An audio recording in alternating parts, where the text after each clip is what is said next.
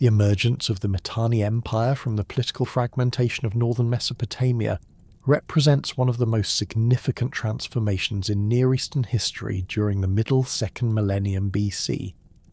Archaeological excavations at sites such as Tel Brak, Tel Leilan and Tel Mozan reveal a complex picture of political dissolution and reconsolidation that preceded Mitanni's rise to prominence. The collapse of the old Assyrian trade networks around 1750 BC had left a power vacuum across the upper Mesopotamian plains, creating conditions ripe for new political formations to emerge from the remnants of earlier Hurrian city-states and principalities. Cuneiform tablets from Nutsi dating to the 15th century BC provide crucial insights into the social and political structures that characterized this transitional period. These documents reveal a landscape dotted with small Hurrian kingdoms, each controlling limited territories around fortified urban centres. The rulers of these polities bore distinctly Hurrian names such as Tishatal, Irisharima and Shaushtatar, indicating the persistence of indigenous leadership structures, even as external pressures mounted. However, the fragmented nature of political authority made these kingdoms vulnerable to both internal strife and external conquest, setting the stage for the dramatic changes that would follow. The arrival of Indo-Aryan warrior groups in northern Mesopotamia during the 17th and 16th centuries BC marked a pivotal moment in the region's political evolution. These newcomers, likely originating from the Iranian Plateau or Central Asian steppes, brought with them advanced military technologies and organisational methods that would fundamentally alter the balance of power in the region. Archaeological evidence from Tel al-Rimah and other sites reveals the sudden appearance of horse burials, bronze horse bits, and chariot components that correspond chronologically with the earliest references to Indo-Aryan personal names in cuneiform sources. The integration of these Indo-Aryan elites with the existing Hurrian population created a unique hybrid culture that combined indigenous administrative traditions with innovative military practices. Tablets from Kirkuk preserve lists of personal names that demonstrate this cultural fusion, with Indo-Aryan names such as Artatama, Shutarna, and Tushratta appearing alongside traditional Hurrian appellations. More significantly, these documents reveal the adoption of Sanskrit-derived terminology for horse training and chariot warfare, including terms like Aika Vartana and Tri Vartana, that indicate sophisticated equestrian knowledge. The technological revolution brought by horse-drawn chariots cannot be overstated in its impact on military affairs. Each war chariot required careful construction, using seasoned wood, bronze fittings, and leather components, representing a significant investment in both materials and skilled craftsmanship. The vehicles themselves measured approximately 2 meters in length and featured lightweight spoked wheels that allowed for greater speed and maneuverability than earlier solid-wheeled carts. Training programs for both horses and charioteers demanded years of preparation, creating a professional warrior class that possessed skills unavailable to traditional infantry forces.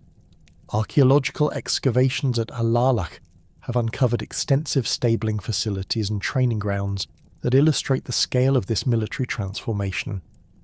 The remains include stone-lined drainage channels, feeding troughs carved from basalt blocks, and exercise yards with carefully maintained surfaces suitable for chariot maneuvers. Skeletal analysis of horse remains from these contexts reveals animals standing 14 to 15 hands high, bred specifically for speed and endurance, rather than the heaviest draft work typical of earlier periods. The geographic consolidation of Mitanni power centred on the fertile valleys of the Khabur river system, where abundant water resources and rich alluvial soils provided the agricultural foundation necessary to support a centralised state. The Khabur Triangle, bounded by the Euphrates to the west and the Tigris to the east, offered natural defensive advantages while facilitating control over crucial trade routes connecting Anatolia, Syria, and southern Mesopotamia. Satellite imagery and ground surveys have identified numerous tell sites throughout this region that show evidence of fortification and urban planning consistent with Mitanni administrative control. The establishment of Washukanni as the royal capital represented a deliberate choice to create a new centre of power rather than adopting an existing urban centre with established traditions and competing loyalties. Archaeological investigation of potential sites for Washukanni, including Tel Fakharia and Tel Brak, suggests a substantial urban complex featuring royal palaces, administrative buildings, and residential quarters arranged according to carefully planned layouts. The capital's location in the heart of the Kabur Valley provided strategic access to agricultural resources while maintaining defensible positions against potential enemies. Urban planning at Washukanni incorporated both Hurrian architectural traditions and innovations introduced by the Indo-Aryan elite. Excavations reveal the use of mud brick construction techniques refined over centuries of Mesopotamian practice, combined with new defensive designs that emphasized mobility and rapid response to threats.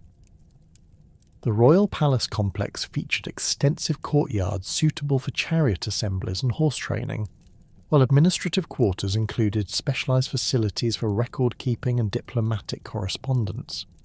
The early diplomatic landscape surrounding Mitanni's emergence involved complex negotiations with established regional powers who viewed the new kingdom with mixture of suspicion and opportunity. Assyrian sources from the reign of Adad-nirari first describe border conflicts with Mitanni forces as early as 1550 BC, indicating that the new kingdom had achieved sufficient strength to challenge Assyrian territorial claims in the upper Tigris region. These encounters typically involved raids and counter-raids, rather than large-scale battles, as both sides tested the military capabilities and territorial ambitions of their opponents.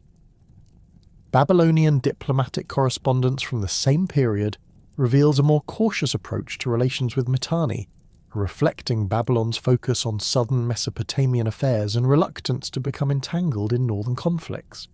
However, trade relationships continued between Babylonian merchants and Mitanni territories, particularly in luxury goods such as lapis lazuli, silver, and textiles that required long-distance commercial networks to reach their markets. The most significant challenge to early Mitanni expansion came from Egyptian military campaigns into the Levant under pharaohs Thutmose I and Thutmose III. Egyptian military records describe encounters with chariot forces bearing distinctly Indo-Aryan names, indicating that Mitanni influence had extended westward into Syria by the early 15th century BC. The Battle of Megiddo in 1457 BC represents the first major recorded clash between Egyptian and Mitanni allied forces, though the Mitanni kingdom itself remained beyond the reach of Egyptian military expeditions. These early conflicts established patterns of warfare that would characterize Mitanni military doctrine throughout the kingdom's existence. Mitanni forces emphasized mobility and rapid strikes rather than prolonged sieges or territorial occupation, utilizing their superior chariot technology to achieve tactical advantages before withdrawing to defensible positions. This approach proved particularly effective against enemies who relied primarily on infantry formations and traditional siege warfare techniques. The development of Mitanni military organization reflected the hybrid nature of the kingdom's political structure, combining Indo-Aryan leadership with Hurrian administrative traditions and local military customs. Chariot squadrons formed the elite core of Mitanni armies, with each unit comprising multiple vehicles supported by infantry contingents drawn from local populations. Training regimens emphasized coordination between different military branches, requiring extensive practice to achieve the timing and communication necessary for effective battlefield performance. The military innovations that had enabled Mitanni's initial consolidation soon became the foundation for systematic territorial expansion across northern Mesopotamia and the Syrian plains. Under King Paratana, whose reign marked the beginning of documented Mitanni imperial ambitions around 1500 BC, the kingdom launched coordinated campaigns designed to secure control over the vital trade arteries connecting the Anatolian highlands with the commercial centres of Babylon and Assyria. Archaeological evidence from Tel Bila and Tel al-Rimah indicates widespread destruction layers dating to this period, followed by reconstruction phases featuring distinctly Mitanni architectural elements and administrative installations. The strategic importance of these trade routes cannot be understated in understanding Mitanni's expansion priorities. Caravans carrying tin from Anatolia, copper from the Taurus Mountains, and silver from the Zagros Ranges required secure passage through territories that had previously been contested between numerous small kingdoms. Mitanni forces systematically occupied key river crossings along the Euphrates and Tigris systems, establishing fortified posts that could monitor commercial traffic while extracting taxation revenues.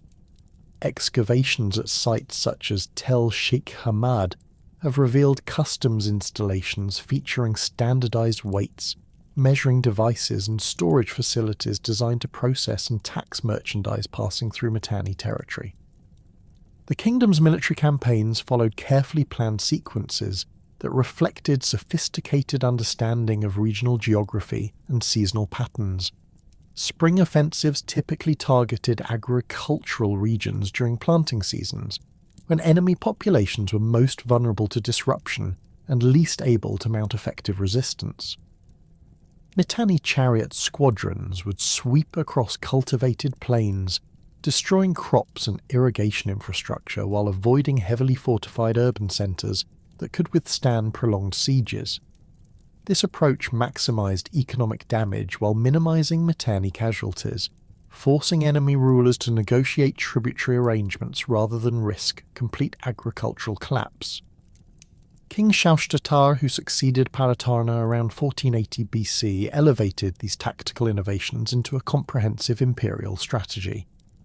Cuneiform tablets from Nutsi describe his campaigns against the Assyrian heartland, where Mitanni forces penetrated as far south as the suburbs of Ashur itself. The psychological impact of these raids proved as significant as their material effects, demonstrating to Assyrian elites that their traditional defensive strategies could no longer guarantee security against Mitanni mobile warfare techniques. Assyrian chronicles from this period describe desperate attempts to recruit additional chariot units and hire foreign mercenaries, indicating the profound military pressure exerted by Mitanni expansion. The integration of conquered territories into the Mitanni administrative system revealed the kingdom's sophisticated approach to imperial governance. Rather than imposing uniform control over diverse populations, Mitanni administrators developed flexible arrangements that preserved local customs while ensuring political loyalty and economic tribute. Hurrian scribes, trained in both cuneiform writing and local languages, served as intermediaries between Mitanni governors and subject communities.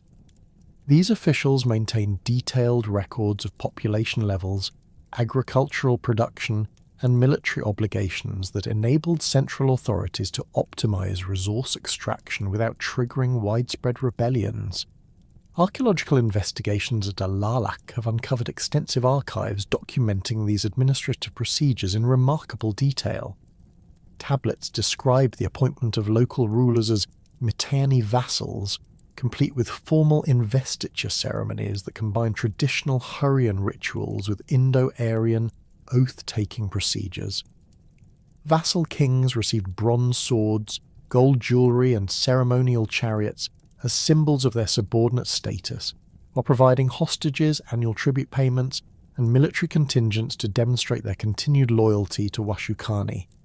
The distinctive political structure that emerged from this expansion process represented a unique fusion of Hurrian administrative traditions with Indo-Aryan military aristocracy. The Mitanni royal court developed elaborate hierarchies that distinguished between different categories of nobles based on their ethnic origins, military functions, and territorial responsibilities. Indo-Aryan chariot warriors occupied the highest military ranks, bearing titles such as Marianu that derive from Sanskrit terminology for warrior castes. These elites received land grants in conquered territories, creating a feudal-like system that tied military service to agricultural revenues. Hurrian administrators, meanwhile, maintained control over civilian governance, taxation, and diplomatic correspondence. Their expertise in cuneiform literacy, legal procedures, and regional languages made them indispensable for managing the complex relationships between the royal court and diverse subject populations. Tablets from Kirkuk preserve examples of bilingual documents that illustrate this administrative cooperation, with Hurrian legal formulations translated into Akkadian for international diplomatic purposes while preserving traditional terminology for local usage. The economic foundations supporting Mitanni's imperial expansion extended far beyond simple agricultural taxation to encompass sophisticated exploitation of mineral resources and commercial networks. The kingdom's control over copper mining operations in the Taurus Mountains provided access to raw materials essential for bronze production, while Mitanni workshops developed advanced metallurgical techniques that produced superior weapons and tools. Archaeological analysis of bronze artifacts from Mitanni sites reveals alloy compositions that demonstrate precise control over tin and copper ratios, producing materials with enhanced hardness and durability compared to contemporary products from other regions. The fertile agricultural lands of the Kabur Triangle generated substantial surpluses that supported both military campaigns and urban populations. Irrigation systems expanded during this period, show evidence of coordinated planning that maximized water distribution across multiple river valleys. Canal networks extended over distances of several kilometers, featuring sophisticated engineering solutions including aqueducts, distribution gates, and drainage channels that prevented salinization of cultivated soils. Satellite imagery has identified remnants of these irrigation works, revealing geometric field patterns that indicate centralized agricultural planning on an unprecedented scale. Commercial taxation provided another crucial revenue stream that enabled Mitanni's continued military expansion. The kingdom's strategic position astride major trade routes allowed administrators to extract customs duties from merchants travelling between Anatolia, Syria, and Mesopotamia. Archaeological evidence from border posts indicates the development of standardized procedures for assessing and collecting these taxes, including the use of official seals, certified weights, and written receipts that facilitated long-distance commerce while generating government revenues. The most significant diplomatic challenge facing Mitanni during this expansion period came from Egyptian military campaigns into the Levant under Thutmose I and his successors. Egyptian military records describe the pharaoh's advance as far north as the Euphrates River around 1495 BC, where Egyptian forces encountered Mitanni chariot squadrons for the first time. These initial contacts established patterns of conflict that would dominate Near Eastern international relations for the next century, as both empires sought to control the wealthy Syrian city-states that provided access to Mediterranean trade networks. Thutmose's first campaign represents the first documented clash between Egyptian and Mitanni military doctrines, revealing fundamental differences in their approaches to warfare and territorial control. Egyptian forces relied heavily on disciplined infantry formations, supported by relatively small numbers of chariots, emphasizing siege warfare and the systematic occupation of fortified positions. Mitanni armies, by contrast, prioritized mobility and rapid strikes that avoided prolonged engagements while maximizing disruption to enemy supply lines and communications. The Battle of Carchemish, fought around 1490 BC, illustrated these tactical differences in dramatic fashion. Egyptian chronicles describe Mitanni chariot squadrons appearing suddenly from multiple directions, launching coordinated attacks against Egyptian supply columns before withdrawing to prepare positions in the surrounding hills. Egyptian infantry formations, trained for frontal assaults against static defences, proved poorly adapted to counter these mobile tactics. The engagement ended inconclusively, with Egyptian forces maintaining control of the immediate battlefield, while Mitanni units retained freedom of movement throughout the broader region. Under Thutmose III, Egyptian military strategy evolved to address the Mitanni threat more effectively. The Pharaoh's campaigns between 1479 and 1457 BC featured larger chariot contingents, improved logistics systems, and coordinated naval operations that reduced Egyptian dependence on vulnerable overland supply routes. The famous Battle of Megiddo in 1457 BC, while primarily involving Syrian allies rather than Mitanni forces directly, demonstrated Egyptian adaptation to mobile warfare techniques pioneered by their northern rivals. Mitanni responses to Egyptian pressure reveal the kingdom's sophisticated understanding of international diplomacy and alliance systems. Rather than confronting Egyptian armies directly, Mitanni rulers cultivated relationships with Syrian city-states that could serve as buffer zones against Egyptian expansion. Treaties preserved in the archives of Mari and Ugarit describe complex arrangements whereby Mitanni provided military support and commercial privileges to local rulers in exchange for strategic cooperation against Egyptian advances. These diplomatic initiatives extended beyond mere military alliances to encompass cultural and economic exchanges that strengthened Mitanni influence throughout the region. Mitanni craftsmen introduced advanced bronze working techniques to Syrian workshops, while Mitanni merchants established trading posts in major commercial centres. Archaeological evidence from sites such as Tel Achana reveals the presence of Mitanni-style pottery, jewellery and weapons that indicate sustained cultural interaction rather than temporary military occupation. The development of Mitanni's imperial administration during this period required innovations in communication systems that could coordinate activities across vast distances. Royal messengers travelled established routes between Washukanni and provincial centres, carrying sealed tablets that contained detailed instructions for local governors. Archaeological discoveries of way stations and supply depots along these routes indicate the systematic nature of Mitanni communications networks, with facilities positioned at regular intervals to provide fresh horses and provisions for official travellers. Intelligence gathering represented another crucial aspect of Mitanni imperial administration, as the kingdom's survival depended on accurate information about enemy movements and intentions. Mitanni agents operated throughout Syria and Mesopotamia, often disguised as merchants or craftsmen while collecting information about military preparations, political developments, and economic conditions. Diplomatic correspondence from this period occasionally references these intelligence activities, though the secretive nature of such operations limits detailed documentation.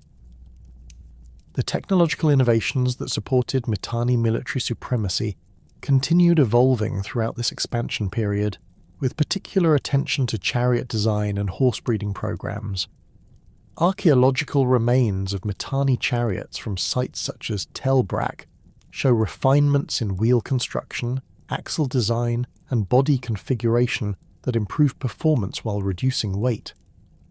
These vehicles featured bronze reinforcements at stress points, leather suspension systems that absorbed shock during high-speed manoeuvres, and specialised harness arrangements that maximised horse efficiency.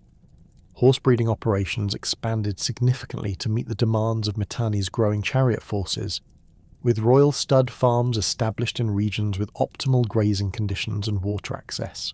Skeletal analysis of horse remains from Mitanni sites indicates selective breeding programs that emphasize speed, endurance, and temperament suitable for military applications. These animals typically stood between 14 and 15 hands high, with bone structure optimized for sustained running rather than heavy draft work. The systematic expansion of Mitanni influence westward into Syria inevitably brought the kingdom into direct confrontation with Egyptian imperial ambitions under Thutmose III, whose military campaigns fundamentally altered the balance of power across the ancient Near East. The pharaoh's methodical approach to Levantine conquest differed markedly from earlier Egyptian expeditions, incorporating lessons learned from previous encounters with Mitanni mobile warfare tactics. His forces now included substantially enlarged chariot contingents, numbering over 1,000 vehicles according to inscriptions at Karnak, along with specialised siege equipment and coordinated naval support that reduced dependence on vulnerable overland supply lines. The Battle of Megiddo in 1457 BC represented the culmination of these Egyptian military reforms, though the engagement primarily involved Syrian city-states allied with Mitanni rather than direct confrontation with the kingdom's main forces. Egyptian military records describe a coalition of over 300 Syrian and Palestinian rulers assembled under the leadership of the King of Kadesh, supported by Mitanni chariot squadrons and military advisors.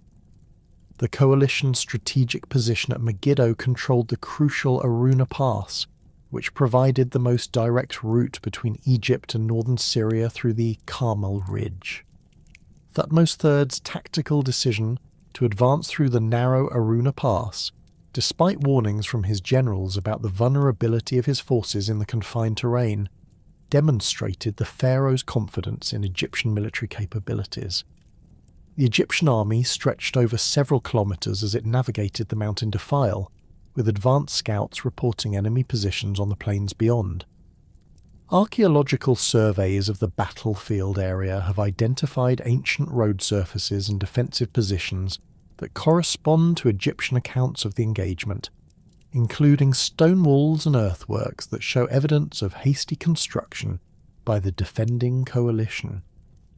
The battle itself unfolded across the fertile Jezreel Valley, where Egyptian forces deployed in traditional formation with infantry phalanxes anchored by chariot squadrons on both flanks. Coalition forces adopted a more dispersed arrangement that reflected Mitanni tactical influence, with chariot units positioned for rapid manoeuvres, while infantry contingents occupied fortified positions around the city walls.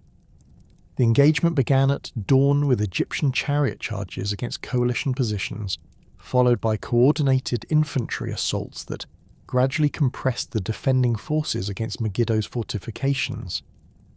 Egyptian victory at Megiddo resulted from superior coordination between different military units rather than technological advantages, as both sides possessed comparable equipment and training.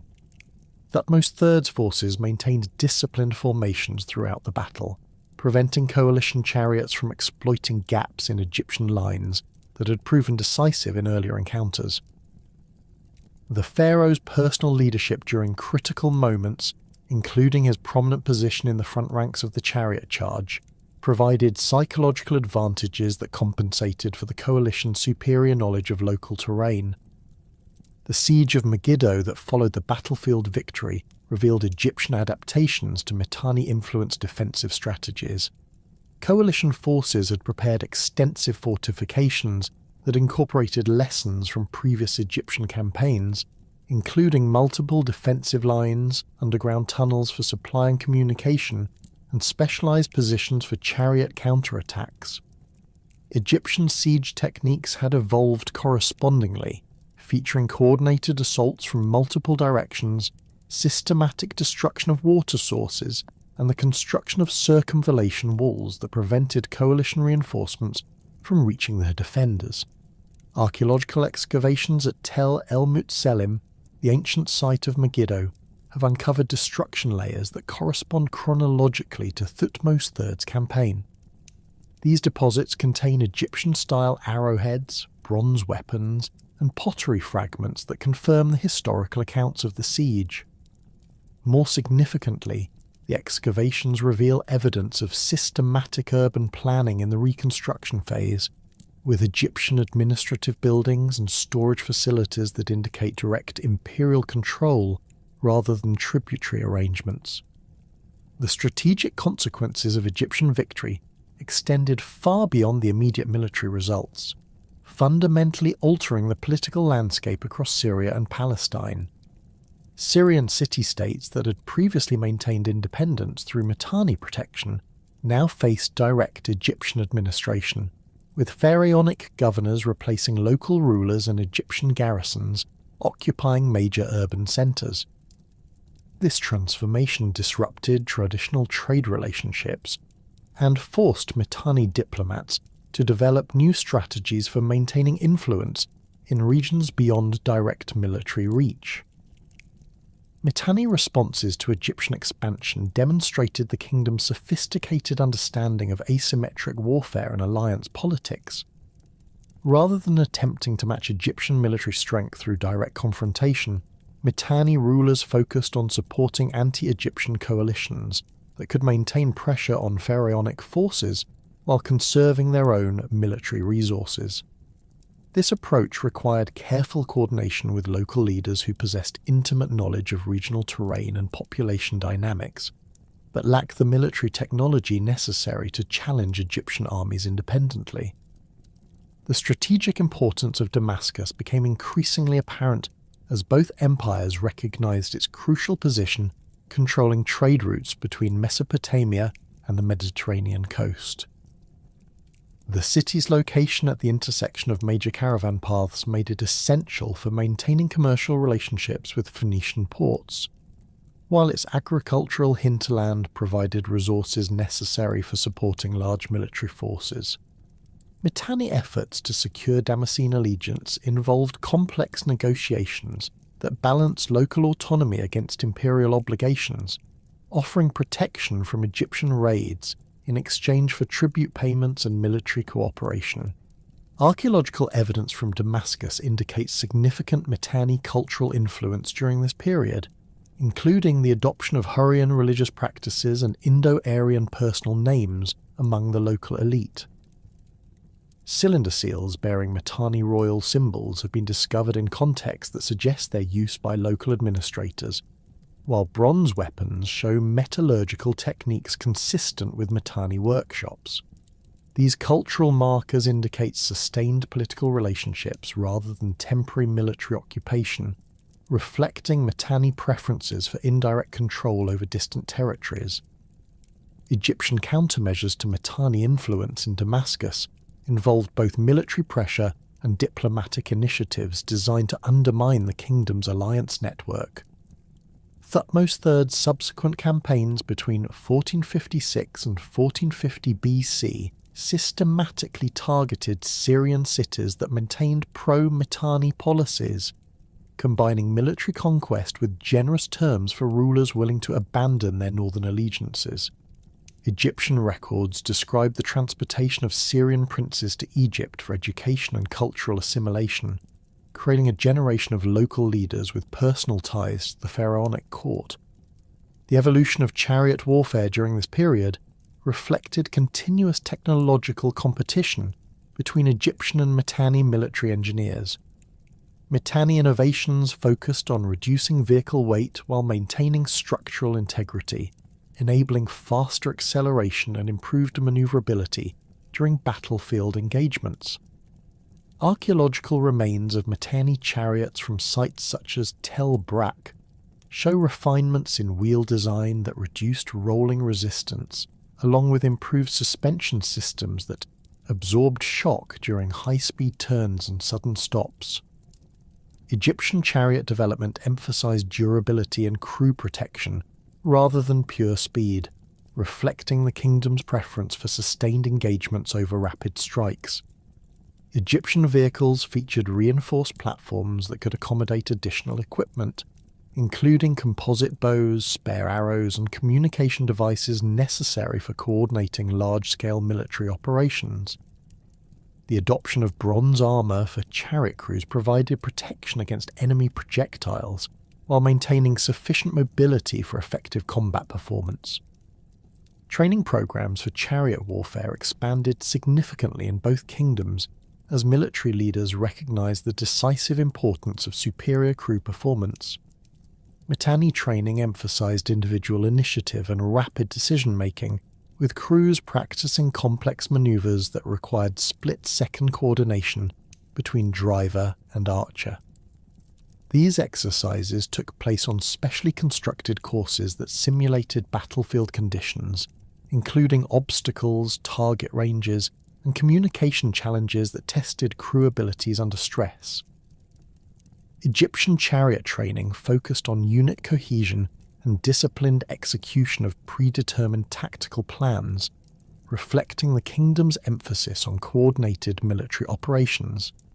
Egyptian crews practiced formation movements that maintained precise spacing and timing, enabling large chariot squadrons to execute complex maneuvers without confusion or collision. These training programs produced highly disciplined forces that could maintain effectiveness during prolonged engagements, though they sometimes lacked the flexibility necessary for responding to unexpected tactical developments. The development of siege warfare techniques represented another area of intense competition between the rival empires. Mitanni engineers developed innovative approaches to urban defence that maximised the advantages of interior positions while minimising vulnerability to Egyptian siege equipment. These innovations included the construction of multiple defensive lines that forced attackers to overcome successive obstacles, underground tunnel systems that enabled surprise counterattacks, and specialised positions for chariot operations within urban environments. Egyptian siege capabilities evolved to address these defensive innovations through systematic approaches that combined military pressure with economic warfare. Egyptian forces developed techniques for disrupting water supplies, destroying agricultural resources, and isolating defended cities from external support. The construction of siege camps with permanent fortifications enabled Egyptian armies to maintain pressure over extended periods, gradually wearing down defender morale while preventing relief expeditions from reaching besieged cities. The strategic implications of these military developments extended beyond immediate battlefield results to influence broader patterns of international relations across the ancient Near East. Smaller kingdoms found themselves forced to choose between Egyptian and Mitanni patronage, with their decisions determining access to trade networks, military protection, and cultural exchange opportunities. These choices often reflected geographic considerations, with kingdoms closer to Egyptian bases in Palestine gravitating toward pharaonic alliance, while those in northern Syria maintained traditional relationships with Mitanni. Alliance-building strategies developed by both empires involved sophisticated combinations of military support, economic incentives, and cultural exchange programs designed to create lasting political relationships. Mitanni diplomats offered access to advanced military technologies, including chariot construction techniques and horse training programs, while providing protection from Assyrian expansion pressures that threatened many Syrian kingdoms. These arrangements typically involved formal treaty relationships that specified mutual obligations while preserving local autonomy and internal affairs. Egyptian alliance strategies emphasized the benefits of incorporation into a stable imperial system that provided security, economic opportunities, and cultural advancement. Egyptian administrators offered Syrian rulers positions within the imperial hierarchy, along with access to Egyptian markets and educational institutions that could benefit local populations. These inducements proved particularly effective with kingdoms that had suffered from chronic instability or external threats that exceeded their independent military capabilities. The gradual shift in regional power balance became apparent through changing patterns of tribute payments, military cooperation, and diplomatic correspondence that reflected evolving political relationships. Egyptian administrative documents from this period record increasing tribute revenues from Syrian territories, along with growing numbers of Syrian contingents serving in pharaonic military campaigns. These developments indicate successful Egyptian integration of conquered territories into imperial administrative systems. Mitanni influence, meanwhile, became increasingly concentrated in northern Syria and upper Mesopotamia, where the kingdom maintained direct control over core territories while exercising indirect influence through alliance relationships with local rulers. This geographic consolidation reflected practical limitations on Mitanni military capabilities rather than strategic preferences, as the kingdom lacked the administrative infrastructure necessary for governing distant territories under direct Egyptian military pressure. The competition for control over key commercial centres intensified as both empires recognized the economic importance of maintaining access to international trade networks. Cities such as Aleppo, Carchemish, and Ugarit occupied crucial positions along trade routes connecting Anatolia, Mesopotamia, and the Mediterranean coast, making their political allegiances essential for imperial economic prosperity. Both Egyptian and Mitanni diplomats invested substantial resources in cultivating relationships with merchants and local officials who controlled these commercial networks. The ascension of King Tushratta II to the Mitanni throne around 1400 BC coincided with a fundamental transformation in Near Eastern geopolitics that would reshape the kingdom's foreign policy for generations. Archaeological evidence from Boghazköy reveals the systematic expansion of Hittite military installations across central Anatolia during this period, with fortified positions extending southward toward the traditional boundaries of Mitanni influence in northern Syria. Hittite cuneiform tablets describe coordinated campaigns under King Tushratta, first that targeted Mitanni vassal states along the upper Euphrates, employing siege warfare techniques that proved devastatingly effective against traditional Hurrian defensive strategies. The Hittite military machine that emerged during this period represented a qualitative leap in Anatolian military capabilities, incorporating lessons learned from decades of conflict with various regional powers.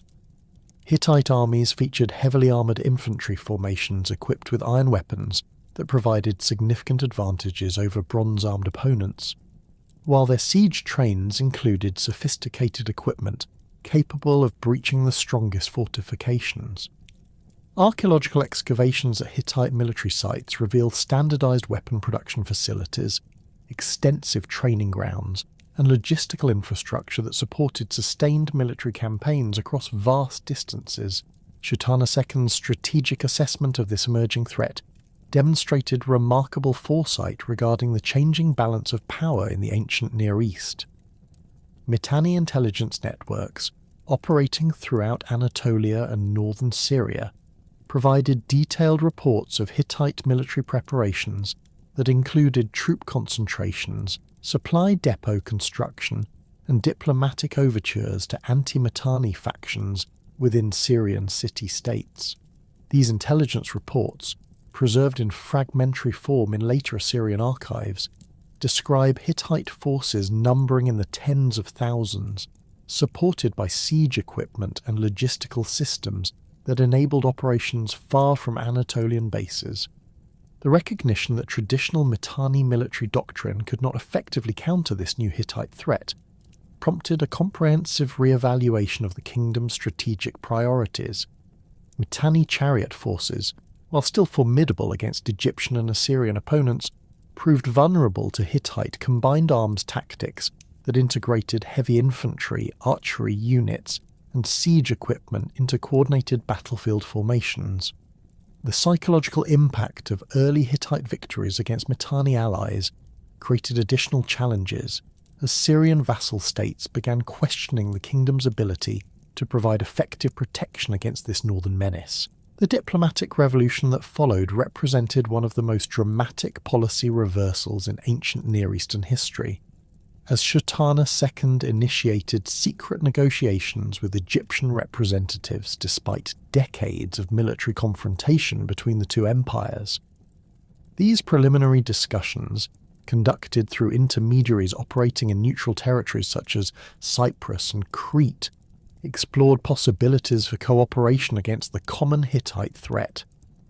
Egyptian diplomatic archives from Thebes preserve references to these early contacts, describing Mitanni proposals for coordinated military action and territorial agreements that would formalize spheres of influence in Syria.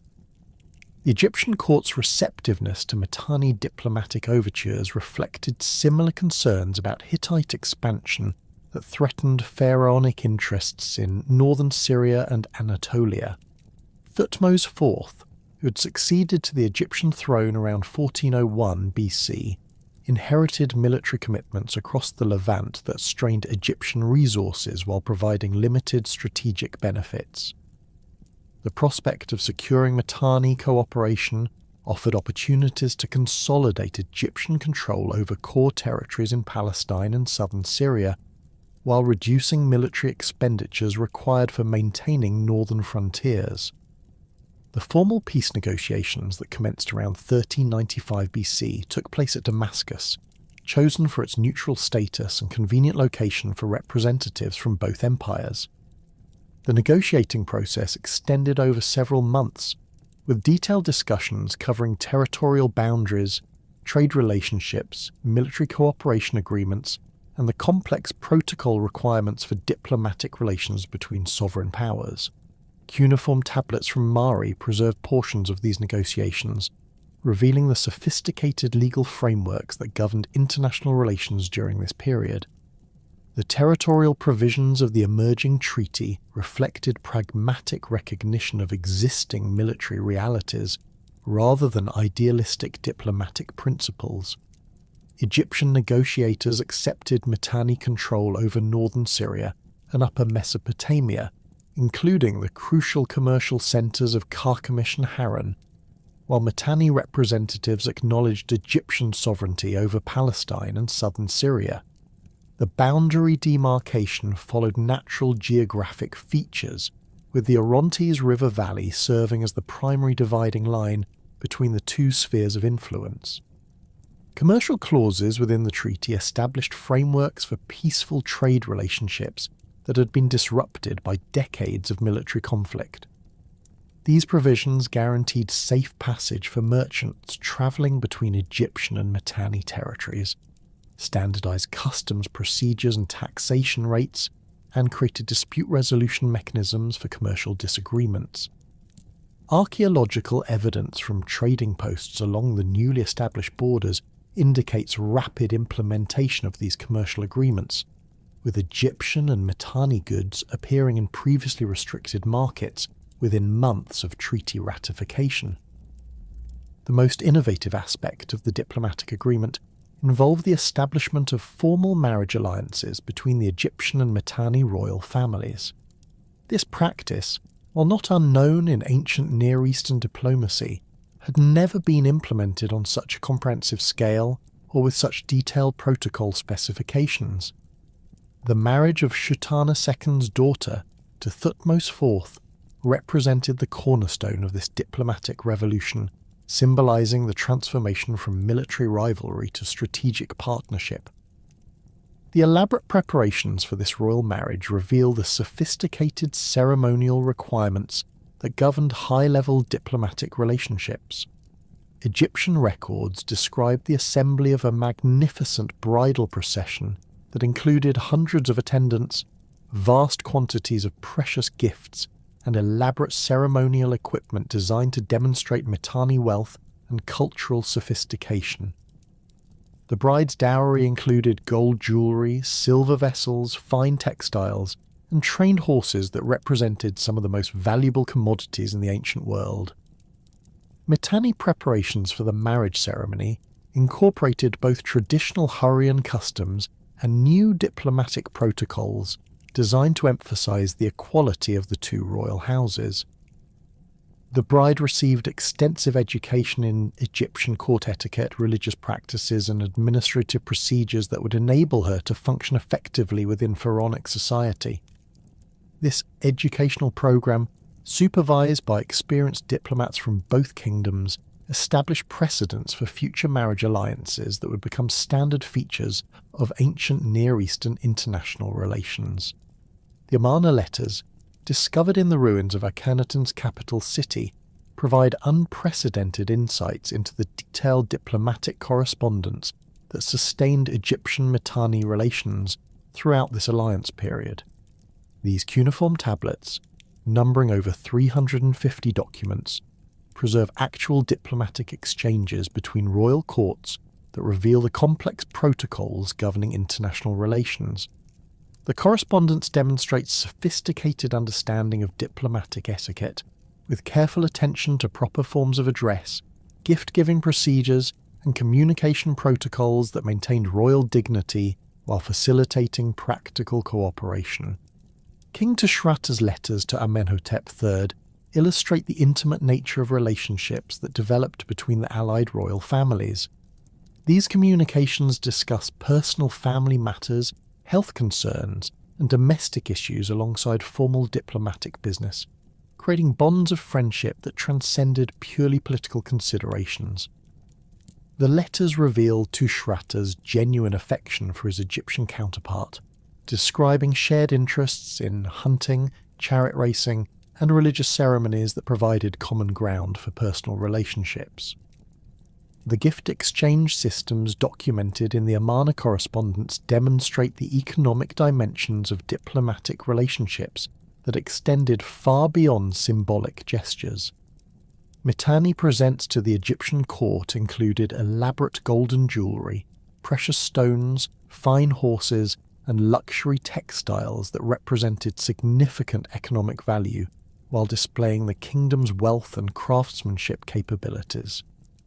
Egyptian reciprocal gifts featured gold ornaments, exotic animals, rare spices, and manufactured goods that showcased pharaonic prosperity and technological achievements. These diplomatic gift exchanges served multiple functions within the broader framework of international relations, establishing precedents for commercial relationships while demonstrating mutual respect between sovereign powers. The careful documentation of gift values and specifications created legal records that could be referenced in future negotiations, while the public display of foreign presence enhanced royal prestige and demonstrated successful diplomatic achievements to domestic audiences.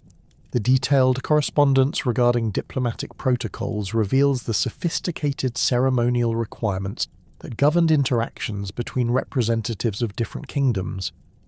Mitanni ambassadors to Egypt received extensive briefings on proper court etiquette, including appropriate dress codes, speaking procedures, and gift presentation ceremonies that would avoid inadvertent diplomatic insults. These protocols reflected deep cultural differences between Egyptian and Mitanni societies, while establishing frameworks for respectful interaction despite these differences. Military cooperation agreements between Egypt and Mitanni focused primarily on coordinated responses to Hittite expansion, rather than joint offensive operations against other powers. The two kingdoms established intelligence sharing arrangements that provided early warning of Hittite military preparations, while diplomatic coordination ensured consistent responses to Hittite diplomatic initiatives throughout Syria and Mesopotamia. These arrangements proved particularly valuable during Hittite campaigns against Syrian city-states that might otherwise have fallen to Anatolian forces through divide and conquer tactics. The practical implementation of military cooperation involved complex logistical arrangements that tested the administrative capabilities of both kingdoms. Joint military operations required coordination of supply lines, communication systems, and command structures that had never been attempted on such a scale. Egyptian and Mitanni military engineers collaborated on fortification projects that protected crucial border regions, while intelligence officers developed shared networks that monitored Hittite activities across multiple theatres of operation. Archaeological evidence from Syrian border fortifications reveals the tangible results of Egyptian-Mitanni military cooperation during this period. Defensive installations at sites such as Tel Afis show construction techniques that combine Egyptian engineering expertise with Mitanni knowledge of local terrain and materials. These fortifications featured multiple defensive lines, underground communication tunnels, and specialized positions for chariot operations that reflected lessons learned from previous conflicts with Hittite forces. The coordination of diplomatic initiatives represented another crucial aspect of Egyptian-Mitanni cooperation that extended beyond purely military considerations. Both kingdoms recognized the importance of maintaining Syrian city-state allegiances through consistent diplomatic pressure that prevented Hittite agents from exploiting disagreements between the allied powers. Joint diplomatic missions to key Syrian centres demonstrated unified Egyptian Mitanni positions, while offering coordinated incentives for continued loyalty to the alliance. The development of shared intelligence networks required unprecedented cooperation between Egyptian and Mitanni administrative systems that had previously operated as adversaries. Intelligence officers from both kingdoms received cross-training in each other's languages, customs, and operational procedures, creating professional relationships that transcended traditional political boundaries. These intelligence sharing arrangements provided both kingdoms with comprehensive understanding of Hittite capabilities and intentions that neither could have achieved independently. The economic benefits of the Egyptian-Mitanni alliance extended throughout both kingdoms as peaceful trade relationships replaced costly military confrontations. Mitanni merchants gained access to Egyptian markets for luxury goods, horses, and manufactured products that had been prohibited during the conflict period, while Egyptian traders could operate safely in northern Syrian territories that had previously been hostile. These expanded commercial relationships generated tax revenues that helped finance continued military preparations against the Hittite threat. Agricultural cooperation between the allied kingdoms involved sharing of irrigation techniques, crop varieties, and farming methods that improved productivity in both regions. Egyptian expertise in Nile Valley agriculture proved adaptable to Mesopotamian conditions, while Mitanni knowledge of dryland farming techniques offered solutions to Egyptian agricultural challenges in marginal areas. These technical exchanges created lasting improvements in agricultural productivity that continued long after the political alliance had ended. The cultural exchanges that accompanied diplomatic cooperation produced lasting influences on art, literature, and religious practices in both kingdoms. Mitanni artistic motifs appeared in Egyptian decorative arts, while Egyptian architectural techniques influenced Mitanni construction projects. These cultural borrowings created hybrid artistic styles that reflected the cosmopolitan nature of ancient Near Eastern civilization during this period of intensive international cooperation. The succession of Tushratta to the Mitanni throne around 1350 BC marked the beginning of the kingdom's most prosperous and culturally sophisticated period, built upon the diplomatic foundations established by his predecessor's alliance with Egypt. Archaeological excavations at Washukanni reveal extensive construction projects initiated during the early years of Tushratta's reign, including the expansion of the royal palace complex with specialized quarters for foreign diplomats, elaborate reception halls decorated with imported materials, and administrative buildings equipped with advanced record-keeping facilities. The scale and sophistication of these constructions demonstrate the kingdom's accumulated wealth and the confidence of its rulers in their long-term political stability. Tushratta's military campaigns against Assyria during the 1340s BC represented the pinnacle of Mitanni military achievement, combining traditional chariot warfare tactics with innovative siege techniques that proved devastatingly effective against Assyrian defensive positions.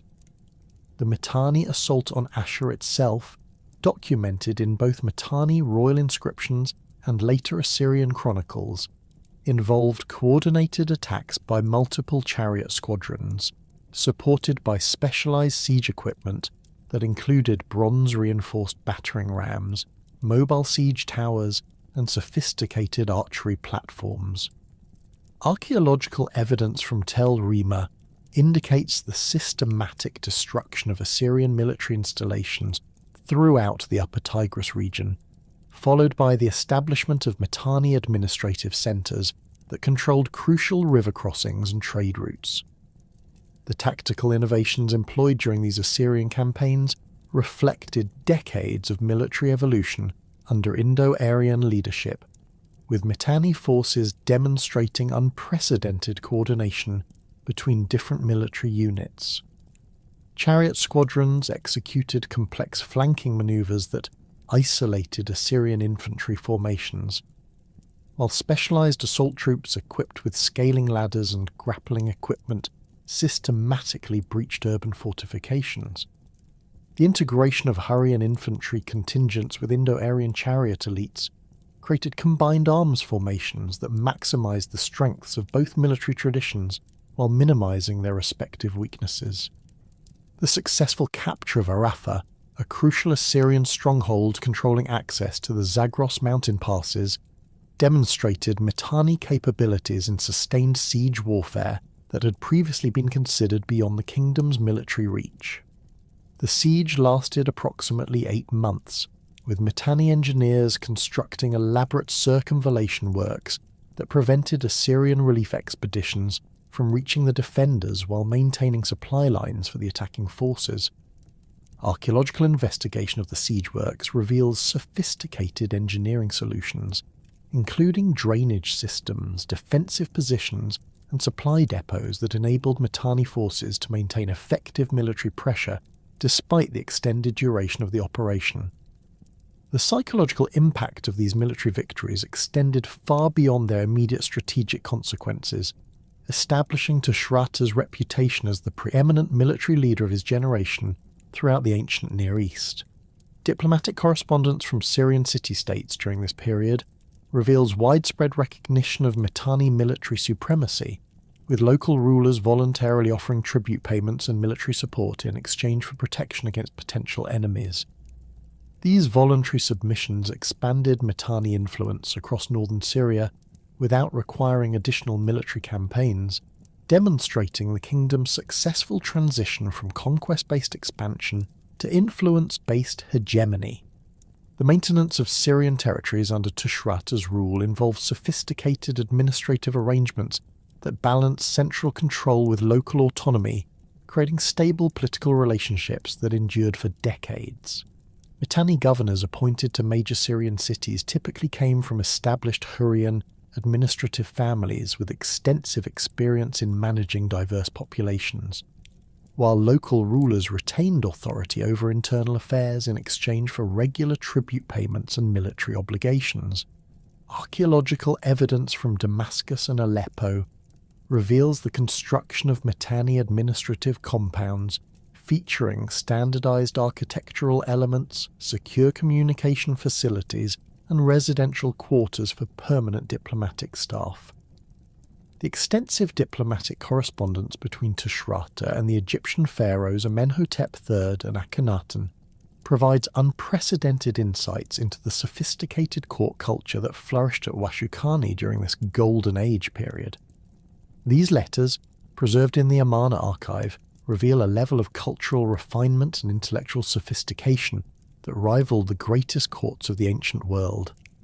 Tushratta's correspondence demonstrates mastery of diplomatic protocol, literary expression, and complex political analysis that reflects extensive education in multiple languages, legal traditions, and international customs.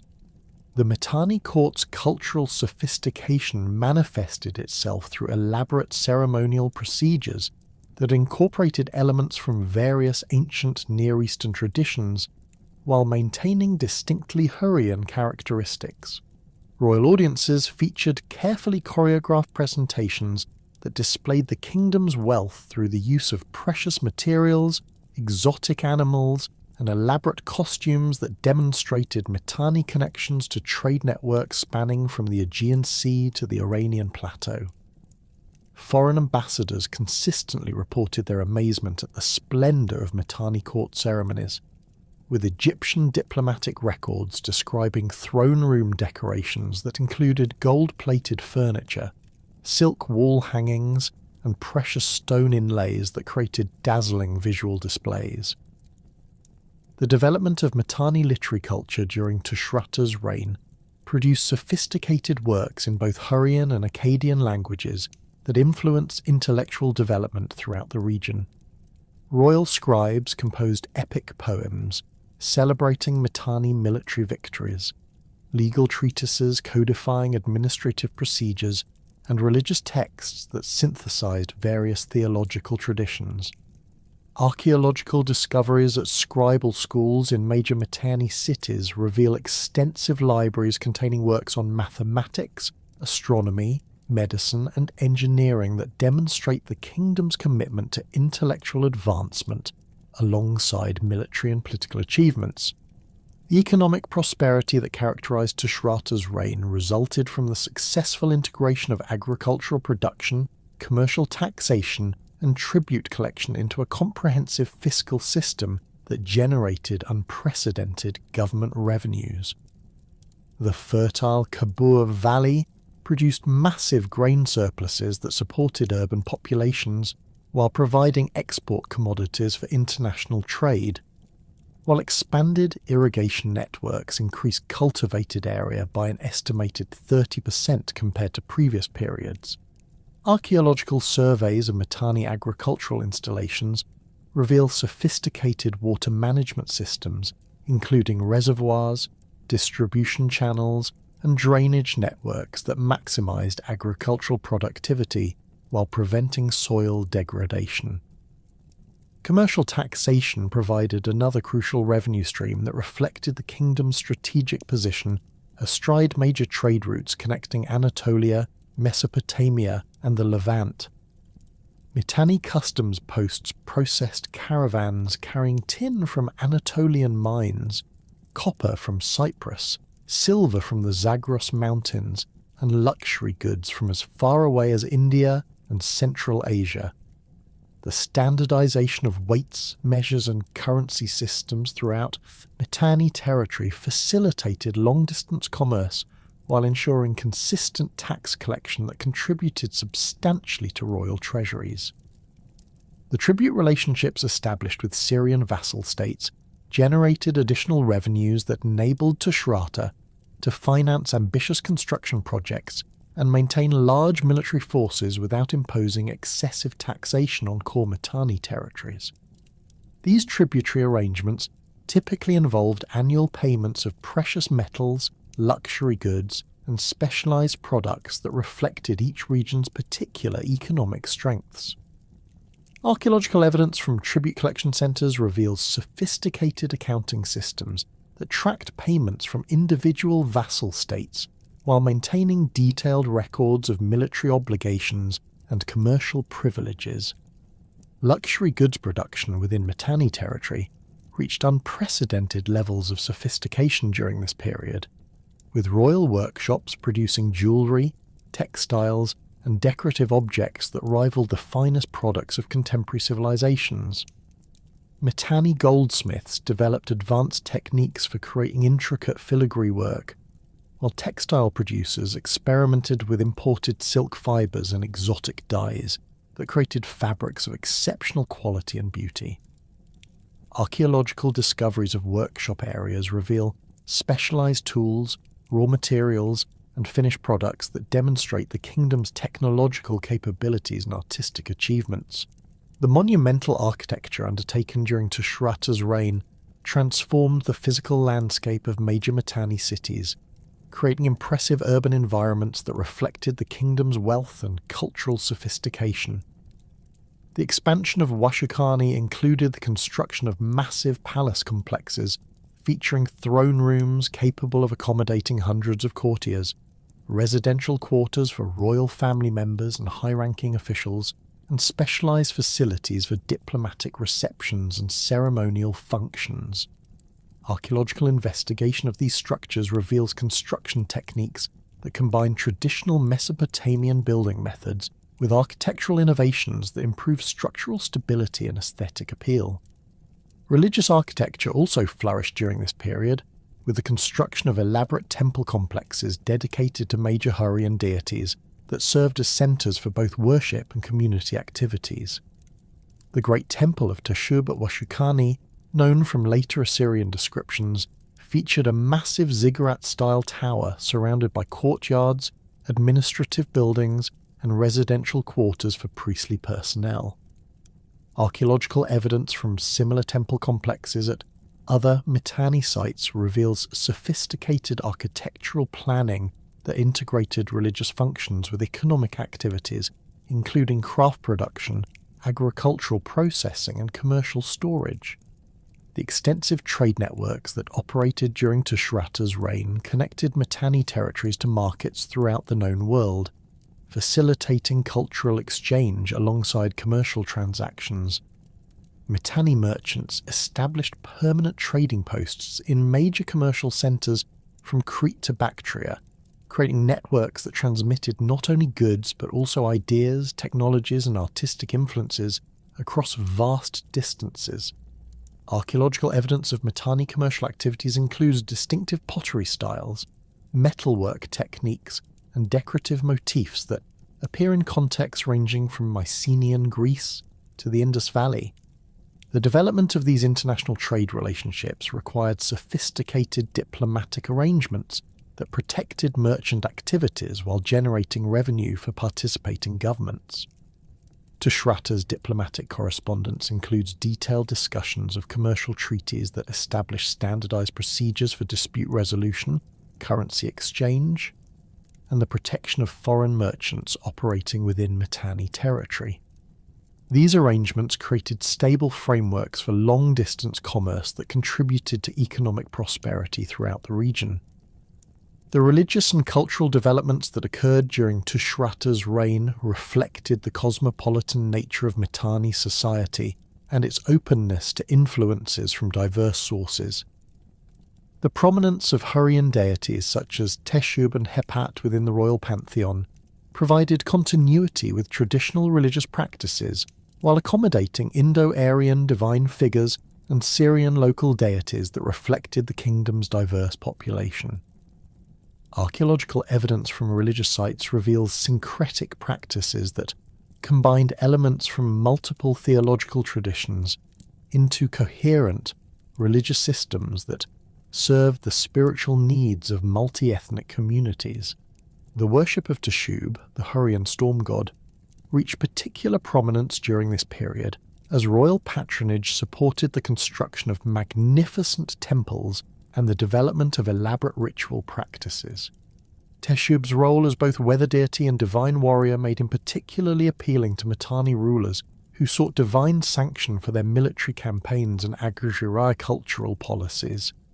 Archaeological discoveries of religious artifacts reveal sophisticated iconographic programs that depicted Teshub in various aspects, from benevolent rainbringer to terrible destroyer of enemies, reflecting the complex theological concepts that characterized mature Hurrian religious thought. The goddess Hepat, consort of Teshub and protector of royal families, received similar royal attention through the establishment of temples staffed by highly trained priestesses who performed elaborate ceremonies on behalf of the ruling dynasty. The cult of Hepat incorporated elements from various goddess traditions throughout the ancient Near East, creating syncretic religious practices that appealed to diverse populations within the Mitanni kingdom. Archaeological evidence from Hepat temples reveals sophisticated ritual equipment, including ceremonial vessels, musical instruments, and decorative objects that demonstrate the wealth and artistic sophistication devoted to religious activities. The influence of Mitanni religious practices extended far beyond the kingdom's political boundaries, with Hurrian deities and ritual practices appearing in religious contexts throughout Syria, Anatolia, and even Egypt. This religious influence reflected the cultural prestige that Mitanni civilization had achieved during its golden age, as foreign courts adopted Mitanni religious elements alongside diplomatic and commercial relationships. The spread of Hurrian religious terminology and concepts throughout the region created lasting cultural legacies that persisted long after the kingdom's political decline. The assassination of Tushratta around 1320 BC shattered the carefully constructed political edifice that had sustained Mitanni's golden age, plunging the kingdom into a devastating succession crisis that would fundamentally alter the balance of power throughout the ancient Near East. Contemporary Assyrian chronicles describe the murder as occurring during a royal hunting expedition in the hills east of Washukanni, where Tushratta's own bodyguards turned against him in a conspiracy that likely involved multiple court factions dissatisfied with his policies toward Egypt and Assyria. The king's body, according to these accounts, was discovered by shepherds 3 days after his disappearance, bearing multiple stab wounds that indicated a prolonged struggle before his death. The immediate aftermath of Tushratta's assassination revealed the deep factional divisions that had been festering beneath the surface of Mitanni court politics throughout the preceding decades. 2 primary claimants emerged to contest the succession: Artatama II, who claimed legitimacy through his descent from an earlier branch of the royal family, and Shatana III, Tushratta's designated heir who commanded the loyalty of court officials and military commanders who had served under his father. Archaeological evidence from Washukanni suggests that the capital itself was physically divided between supporters of the rival claimants, with different quarters of the city controlled by armed factions that erected barricades and defensive positions to protect their territories. Artatama II's supporters consisted primarily of nobles who had opposed Tushratta's pro-Egyptian policies and favoured a more aggressive stance toward Assyrian expansion in the east. These faction members included veteran military commanders who had participated in earlier campaigns against Assyria, court officials who controlled access to royal treasuries, and provincial governors who commanded substantial military forces in outlying territories. Their political program emphasized traditional Mitanni independence from foreign alliances while promising to restore the kingdom's military prestige through renewed conquests in Mesopotamia. The resources controlled by Artatama's faction included several major provincial centres in eastern Mitanni territory, where local governors had declared their allegiance to his cause and begun mobilizing military forces for the anticipated civil war. Archaeological surveys of sites such as Tel Leilan and Tel Mozan reveal evidence of a hasty fortification construction during this period, with defensive earthworks and weapon caches that indicate systematic preparation for prolonged military conflict. These preparations included the stockpiling of bronze weapons, the construction of siege equipment, and the establishment of supply depots that could sustain military operations over extended periods. Shatana III's faction drew its strength from different sources within Mitanni society, particularly the professional administrative class that had managed the kingdom's complex diplomatic relationships and the younger generation of military officers who had risen to prominence during Tushratta's successful campaigns. These supporters controlled the central government apparatus in Washukanni, including the royal treasury, diplomatic archives, and communication networks that connected the capital to vassal states throughout Syria. Their political strategy focused on maintaining the Egyptian alliance, while presenting themselves as the legitimate continuation of Tushratta's successful policies. The military forces available to Shatana's faction included the elite chariot squadrons that had formed the core of Mitanni armies during the kingdom's period of greatest expansion. These units, based primarily in the Kabur Valley region, possessed superior equipment and training compared to provincial forces, but their numbers were limited by the specialized nature of chariot warfare and the extensive resources required to maintain horse breeding programs. Archaeological evidence from military installations near Washukanni reveals weapons caches containing hundreds of bronze-tipped arrows, chariot components, and horse harnesses that indicate substantial preparation for mobile warfare operations. The civil war that erupted between these rival factions devastated the Mitanni kingdom's military capabilities and economic infrastructure, creating opportunities for external enemies to exploit the kingdom's internal weakness. Contemporary Hittite records describe raids launched against Mitanni territory, while the rival claimants were engaged in fighting each other, with Hittite forces capturing several important border fortresses that had previously been considered impregnable. These Hittite successes encouraged other regional powers to test Mitanni defences, creating a cascade of military pressures that further weakened the kingdom's strategic position. The initial phases of the civil war centred on control of Washukanni itself, where street fighting between rival factions caused extensive damage to the capital's infrastructure and administrative facilities. Archaeological excavations in the palace quarter reveal destruction layers containing burned administrative records, damaged storage facilities, and evidence of systematic looting that indicates the breakdown of central authority. The royal treasury appears to have been divided between the competing factions, with precious metals and luxury goods distributed to supporters as payment for continued loyalty during the uncertain succession period. Provincial territories throughout the Mitanni kingdom declared allegiance to one faction or the other based on complex calculations that weighed local interests against broader strategic considerations. Eastern provinces, which faced direct pressure from Assyrian expansion, generally supported Artutamus II's promises of renewed military resistance, while Western territories that depended on trade relationships with Egyptian-controlled Syria favoured Sultan III's commitment to maintaining existing diplomatic arrangements. These regional divisions created a patchwork of competing authorities that made coordinated military action increasingly difficult for either claimant. The intervention of Suppiluliuma first fundamentally altered the dynamics of the Mitanni succession crisis, transforming what had been an internal political dispute into a proxy conflict that served Hittite strategic interests. The Hittite king's decision to support Artutamus II reflected careful analysis of the relative strengths of the competing factions and recognition that a Mitanni ruler dependent on Hittite military support would be more amenable to Anatolian interests than a legitimate heir with independent power bases. Hittite military records describe the dispatch of substantial forces to support Artutamus' cause, including veteran infantry units, siege equipment, and logistical support that proved decisive in several key engagements. The Hittite military intervention began with coordinated attacks against Sultan III's strongholds in the Kabul Valley, where Suppiluliuma's forces employed siege techniques that had been refined during decades of an Anatolian warfare. These assaults targeted the agricultural infrastructure that supported Mitanni chariot forces, destroying irrigation systems and grain storage facilities that were essential for maintaining large numbers of horses and their human handlers.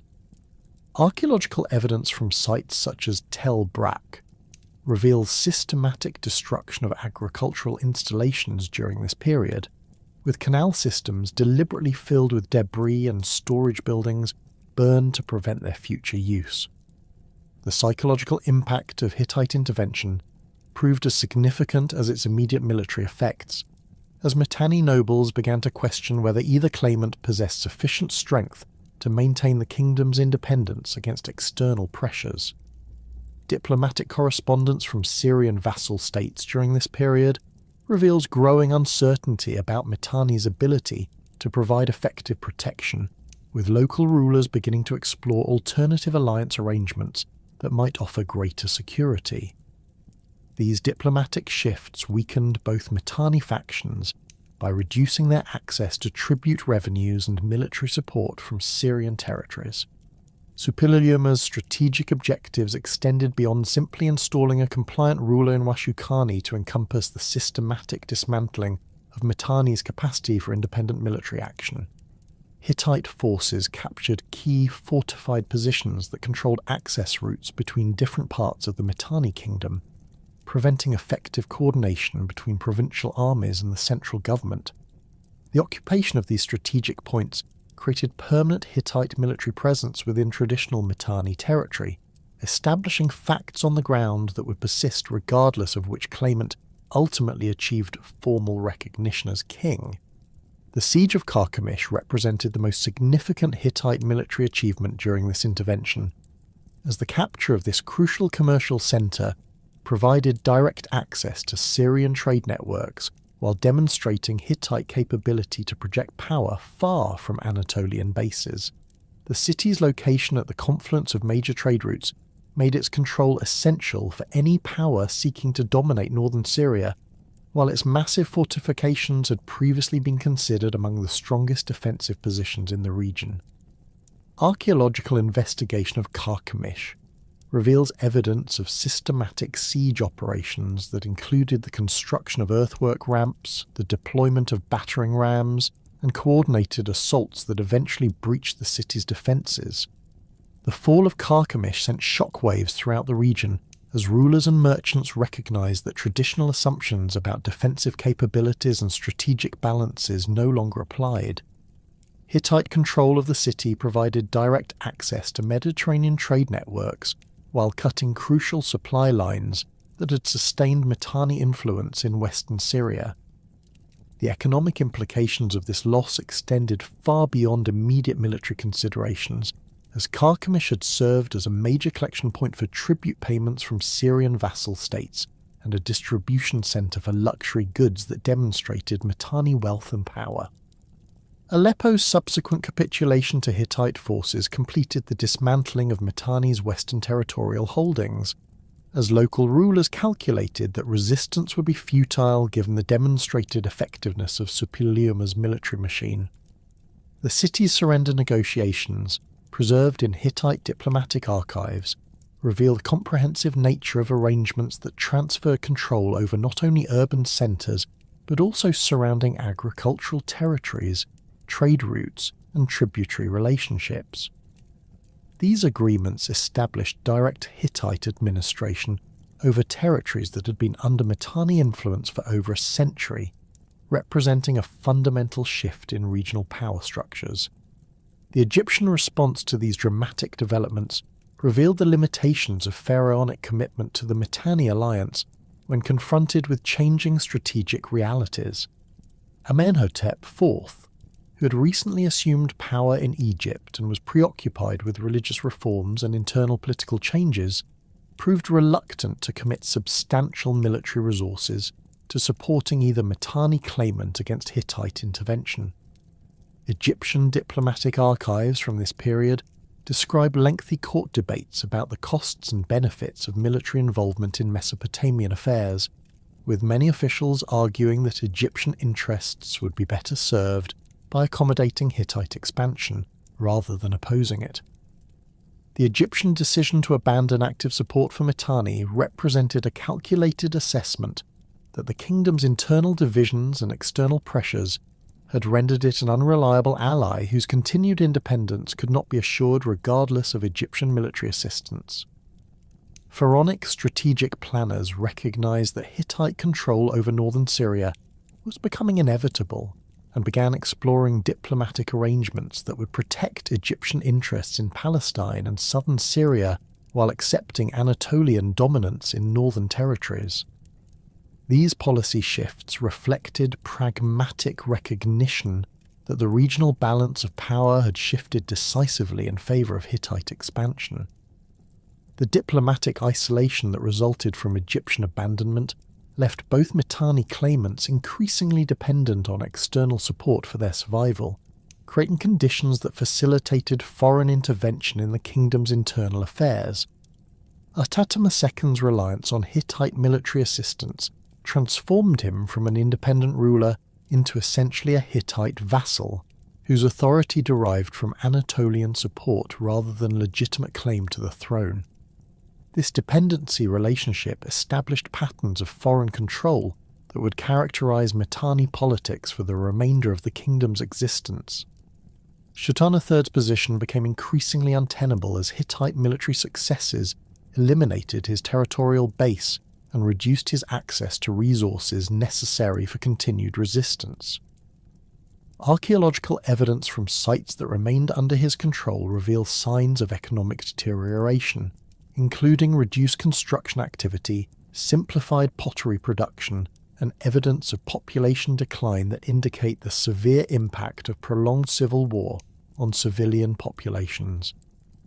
These conditions made it increasingly difficult for Shetana to maintain the loyalty of his supporters, who faced growing pressure to accept Hittite-sponsored settlement terms. The transformation of Mitanni from an independent regional power into a Hittite client state represented one of the most significant geopolitical changes in ancient Near Eastern history during the 14th century BC. This transition involved not only changes in political leadership but also fundamental alterations in administrative structures, military organisation, and economic relationships that would reshape the kingdom's character for generations. The installation of Artatama II as a Hittite-sponsored ruler established precedents for foreign intervention in Mitanni affairs that would persist throughout the kingdom's remaining history. The territorial losses suffered during this succession crisis permanently reduced Mitanni's strategic capabilities and economic resources, creating a weakened kingdom that could no longer compete effectively with its regional rivals. The loss of Syrian territories eliminated crucial sources of tribute revenue while reducing the kingdom's access to Mediterranean trade networks that had provided luxury goods and exotic materials. These economic constraints limited Mitanni's ability to maintain large military forces or undertake ambitious construction projects that had characterized the kingdom during its golden age under Tushratta. The installation of Shattiwasa as king of Mitanni around 1300 BC marked the beginning of a fundamentally different chapter in the kingdom's history, as the new ruler's authority derived not from traditional legitimacy or popular support, but from Hittite military backing and formal recognition by Superlulium I. The treaty that established this arrangement, preserved in cuneiform tablets from Bogazkoi, reveals the comprehensive nature of Mitanni's subordination to Hittite interests, with detailed clauses specifying tribute obligations, military support requirements, and territorial concessions that reduced the once mighty kingdom to a buffer state serving Anatolian strategic priorities.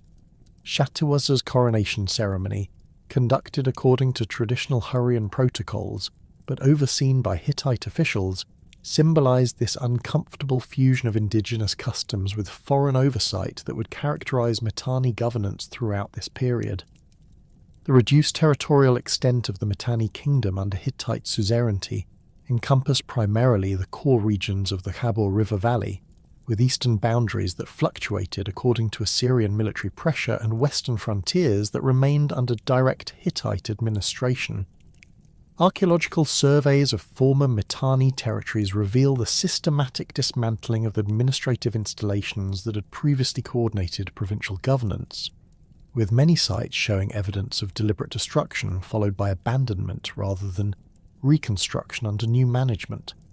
The capital at Washukanni retained its ceremonial importance but lost much of its practical administrative function, as key decisions affecting Mitanni territories were increasingly made in consultation with Hittite advisors or referred directly to the Anatolian court for resolution. Shattiwasa's early attempts to assert independent authority within these constrained circumstances demonstrated both the limitations of his position and his determination to preserve some measure of Mitanni autonomy.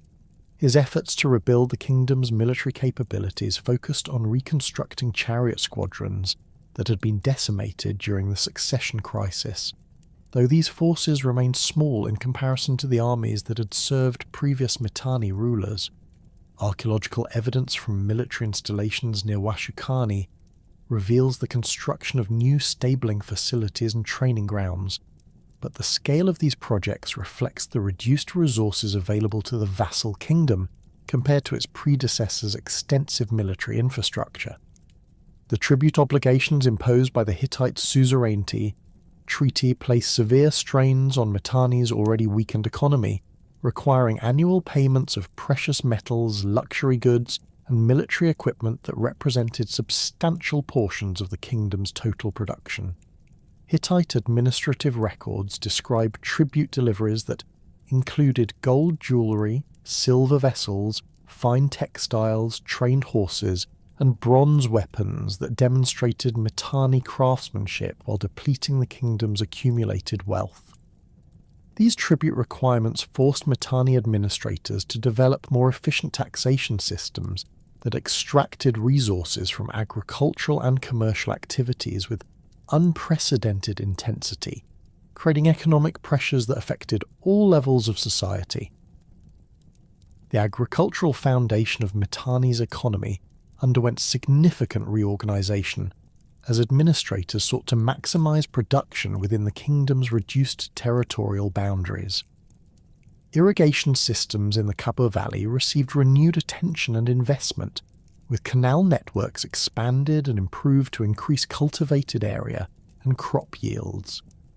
Archaeological investigation of these irrigation works reveals sophisticated engineering solutions that maximize water distribution efficiency while minimizing maintenance requirements, indicating continued technological capability despite political subordination.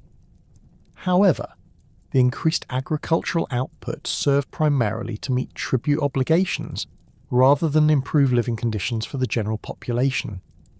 Commercial activities within Mitanni territory faced new restrictions and taxation burdens that reflected the kingdom's subordinate status within the Hittite sphere of influence. Merchants travelling through Mitanni territories encountered multiple taxation points where Hittite officials collected customs duties alongside traditional Mitanni levies, creating cost burdens that reduced the profitability of long-distance trade.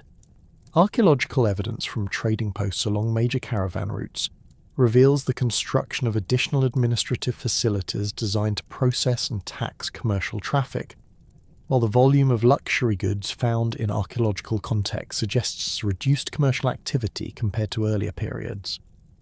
The gradual erosion of Mitanni territorial control began almost immediately after Shatuwaza's installation, as neighbouring powers recognised the kingdom's weakened condition and began testing its defensive capabilities. Assyrian forces under Adad-nirari first launched systematic campaigns against Mitanni's eastern provinces, employing siege warfare techniques that proved devastatingly effective against fortifications that had been designed to resist chariot attacks rather than prolonged infantry assaults. The fall of key border fortresses such as Taidu and Kahat provided Assyrian forces with forward bases for continued expansion, while demonstrating the inadequacy of Mitanni defensive preparations. The Assyrian military machine that confronted Mitanni during this period had evolved significantly from earlier encounters, incorporating lessons learned from decades of warfare against various regional opponents.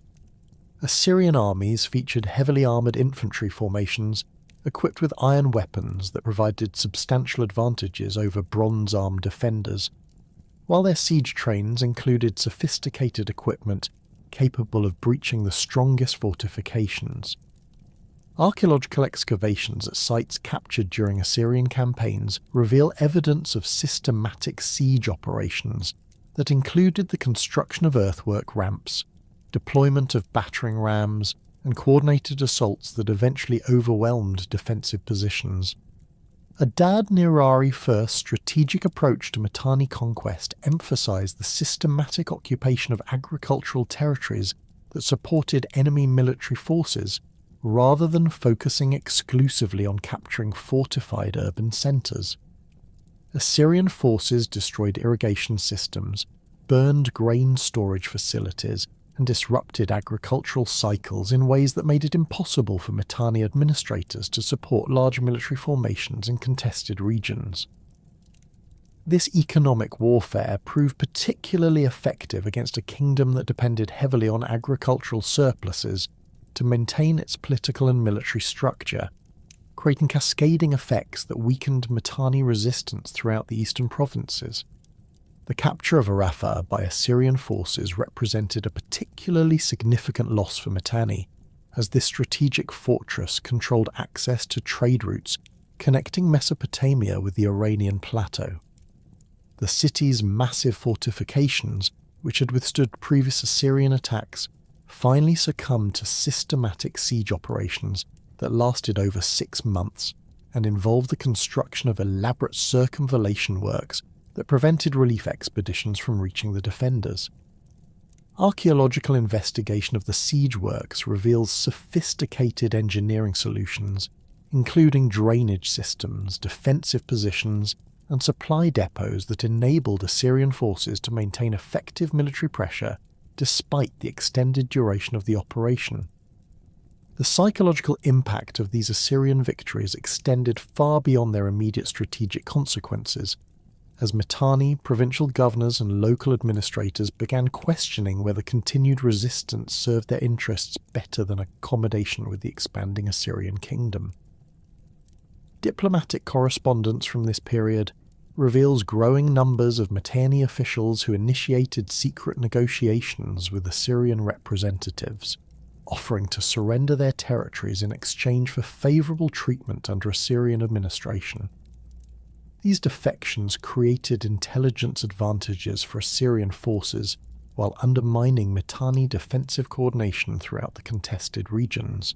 Shattuwasa's responses to these territorial losses demonstrated both his determination to preserve Mitanni independence and his recognition of the kingdom's limited capabilities for effective resistance. His diplomatic initiatives focused on securing external support that might offset Assyrian military advantages, with particular attention to potential alliances with powers that shared interests in containing Assyrian expansion. The king's correspondence with Egyptian representatives explored possibilities for renewed military cooperation, though these discussions ultimately proved fruitless due to Egypt's preoccupation with internal political developments and reluctance to become involved in distant Mesopotamian conflicts. The most promising avenue for external support appeared to lie in renewed relationships with Hittite authorities, who had their own reasons for opposing unlimited Assyrian expansion in regions that bordered Anatolian territories. Shattuwasa's negotiations with Hittite officials sought to transform the existing suzerainty arrangement into a more active military alliance that would provide effective protection against Assyrian advances. These discussions reveal the complex dynamics of vassal relationships in the ancient Near East, where subordinate rulers could sometimes leverage their overlords' strategic interests to secure support for their own survival. However, Hittite responses to Mitanni requests for military assistance remained limited and conditional, reflecting the Anatolian kingdom's own strategic priorities and resource constraints. Hittite military forces were committed to campaigns in western Anatolia and northern Syria that took precedence over defending distant Mesopotamian territories, while Hittite administrators calculated that Mitanni's survival was less important than maintaining good relationships with other regional powers. The military support that Hittite authorities did provide consisted primarily of small contingents of specialized troops and limited quantities of advanced weapons, rather than the large-scale intervention that Mitanni's situation required. The administrative challenges facing Shattuwasa's government multiplied as territorial losses reduced the kingdom's tax base, while tribute obligations to Hittite overlords remained constant. Mitanni officials developed increasingly sophisticated methods for extracting resources from remaining territories, including new taxation categories that targeted commercial activities, craft production, and even subsistence agriculture in ways that had been considered excessive during earlier periods. Archaeological evidence from administrative centres reveals the expansion of bureaucratic facilities designed to track and collect these various taxation streams, while legal documents describe disputes arising from the increased fiscal burdens imposed on civilian populations. The cultural impact of political subordination manifested itself through gradual changes in artistic expression, religious practices, and social customs that reflected Mitanni society's adaptation to its reduced circumstances. Royal patronage of artistic production declined significantly due to resource constraints, resulting in simplified decorative programs and reduced use of precious materials in ceremonial objects.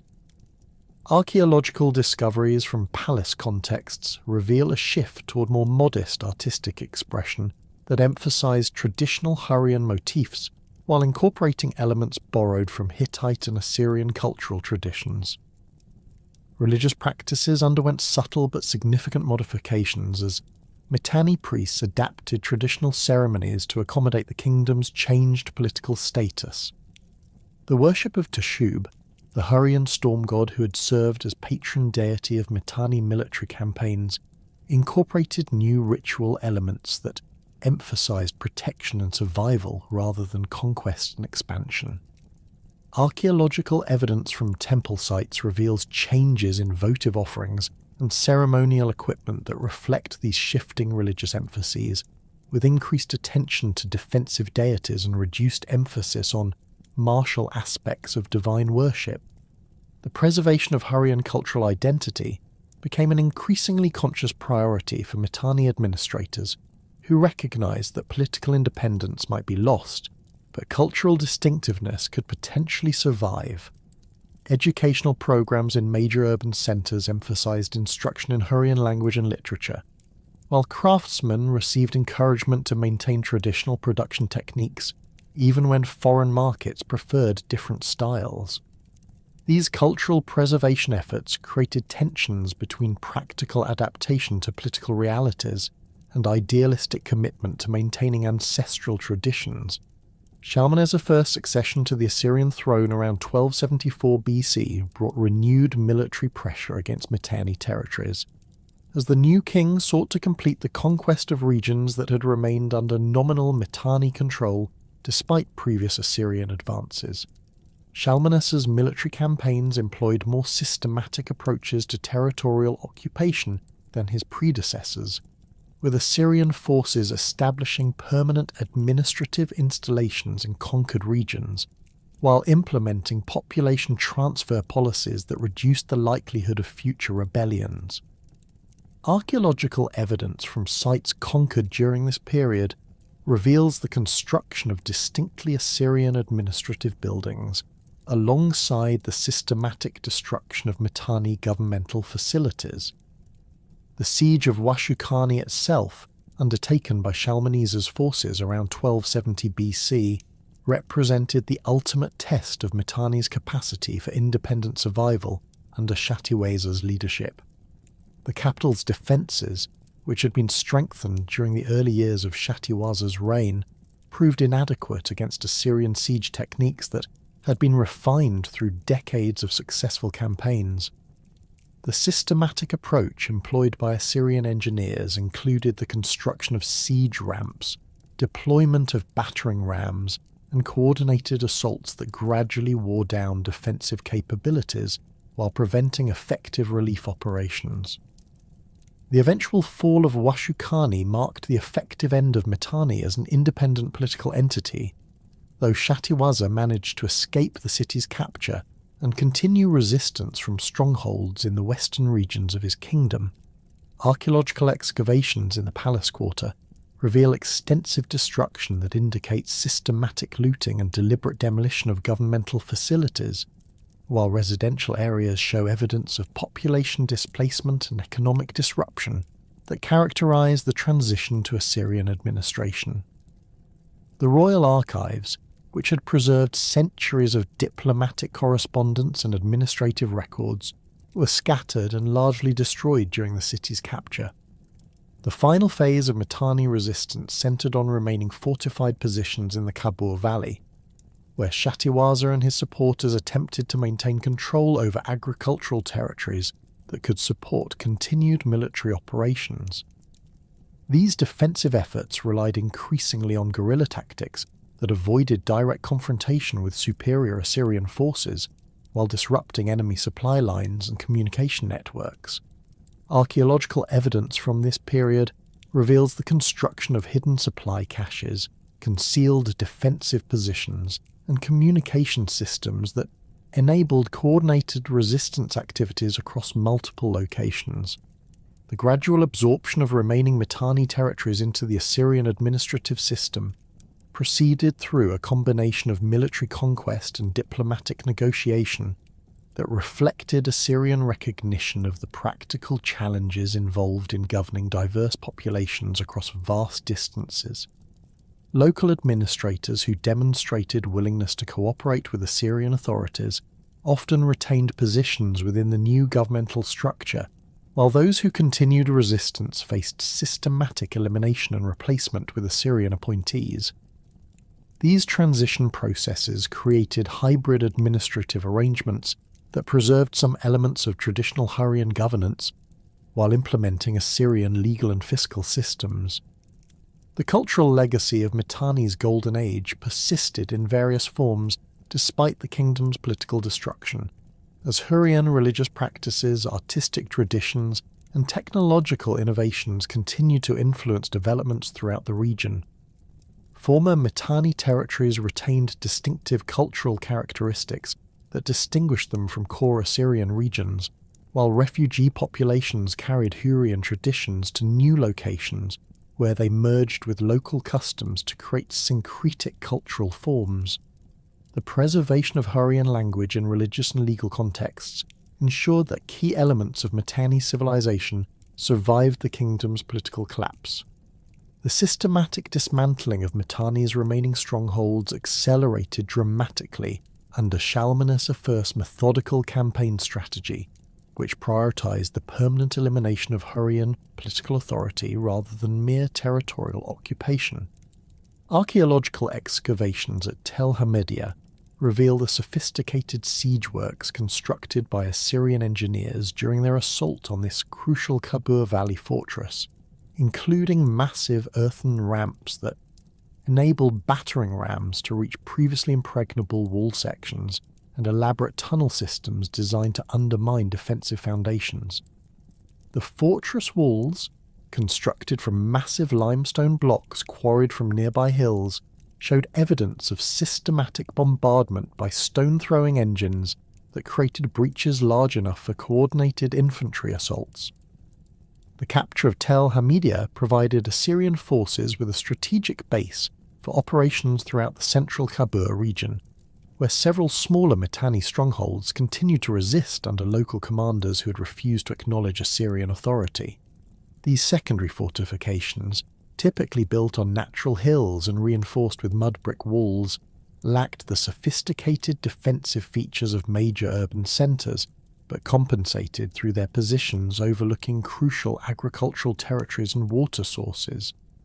Assyrian military records describe the systematic reduction of these positions through coordinated campaigns that combined direct assault with economic warfare designed to starve defenders into submission. The siege of Dur Katlimu demonstrated the evolution of Assyrian military engineering capabilities, as attacking forces constructed elaborate siege works that included multiple parallel trenches, wooden siege towers reaching heights of over 20 metres, and specialised assault bridges that could be deployed across defensive ditches. The defenders, commanded by a Mitanni noble named Shedi Teshub according to fragmentary cuneiform sources, had prepared extensive countermeasures including underground passages for launching surprise attacks against siege works, and stockpiled supplies sufficient for extended resistance.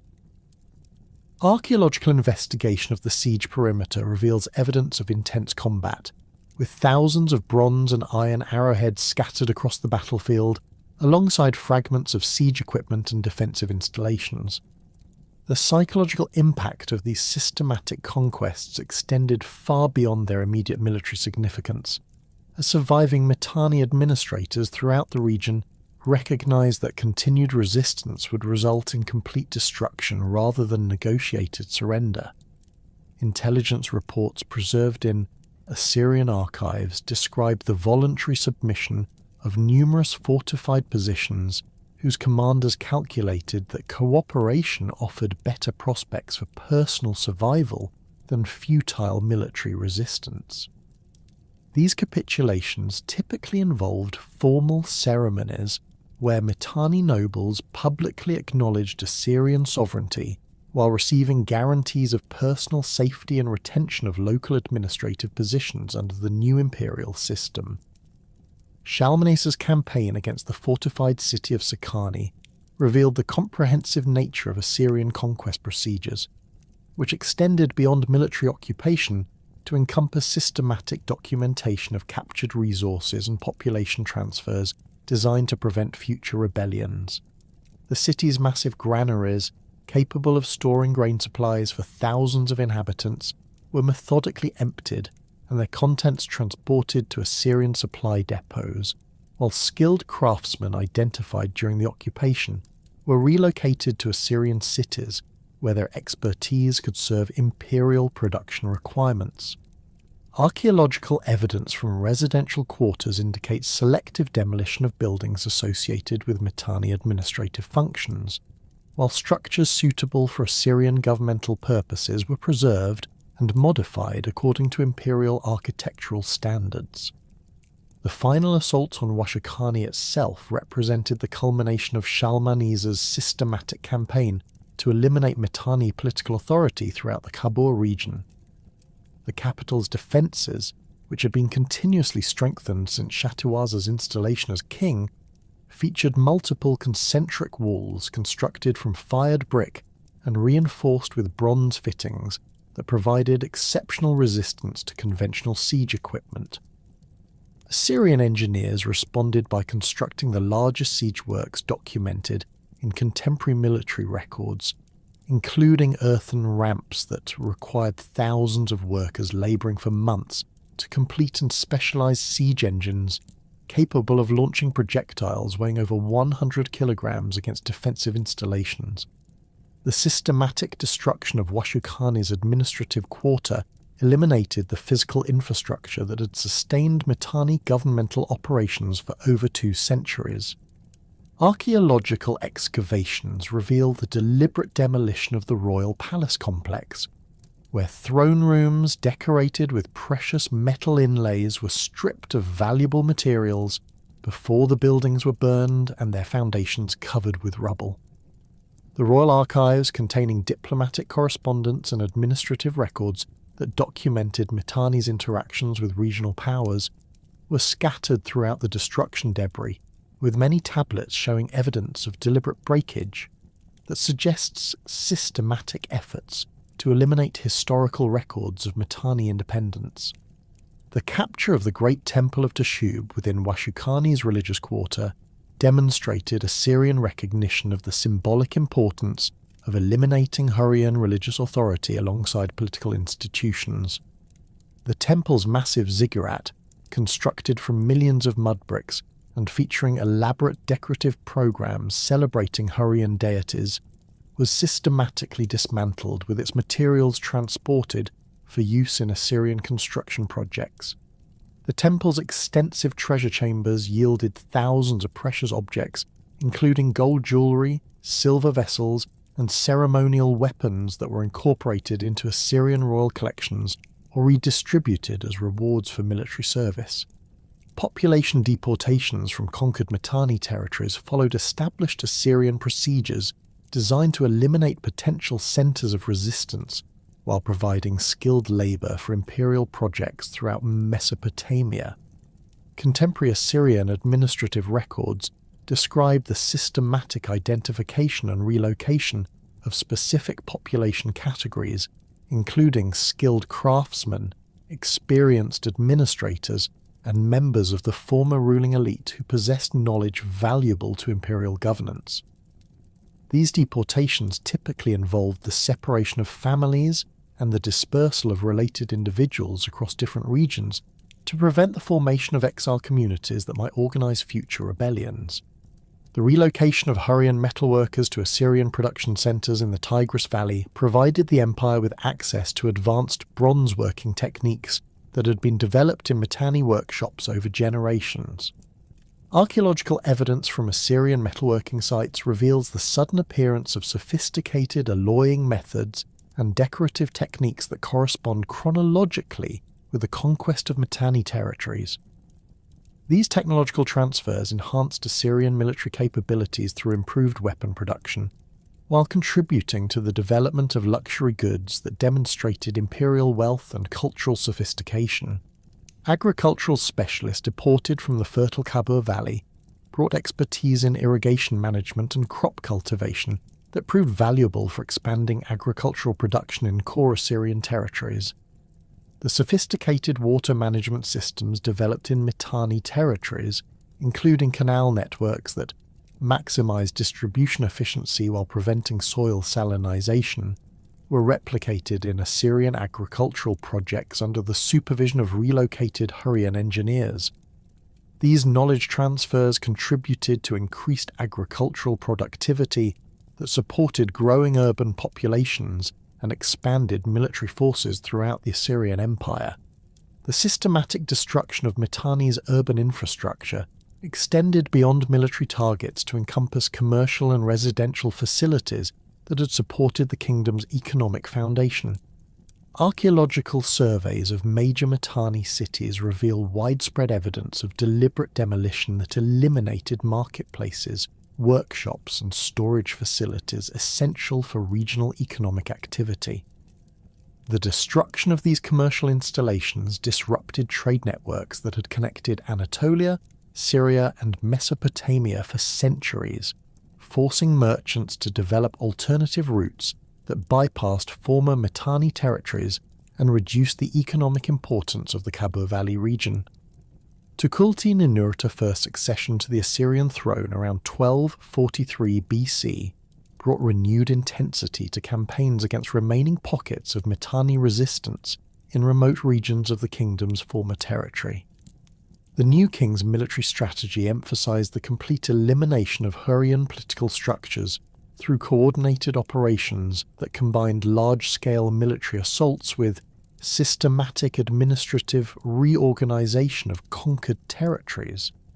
Archaeological evidence from this period reveals the construction of permanent Assyrian military installations at strategic locations throughout former Mitanni territory, indicating imperial commitment to maintaining long-term control over these regions.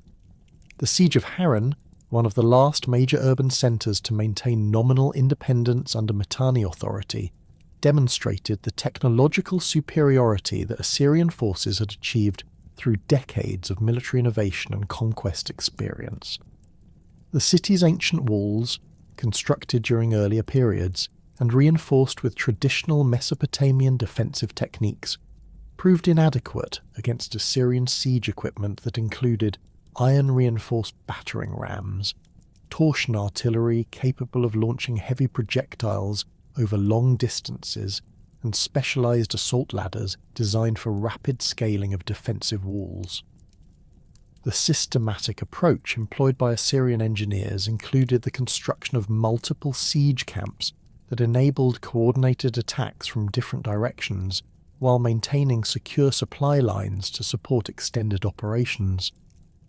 The cultural destruction that accompanied these final military campaigns extended beyond physical demolition to encompass systematic efforts to eliminate Hurrian religious practices and cultural traditions that might serve as focal points for future resistance movements.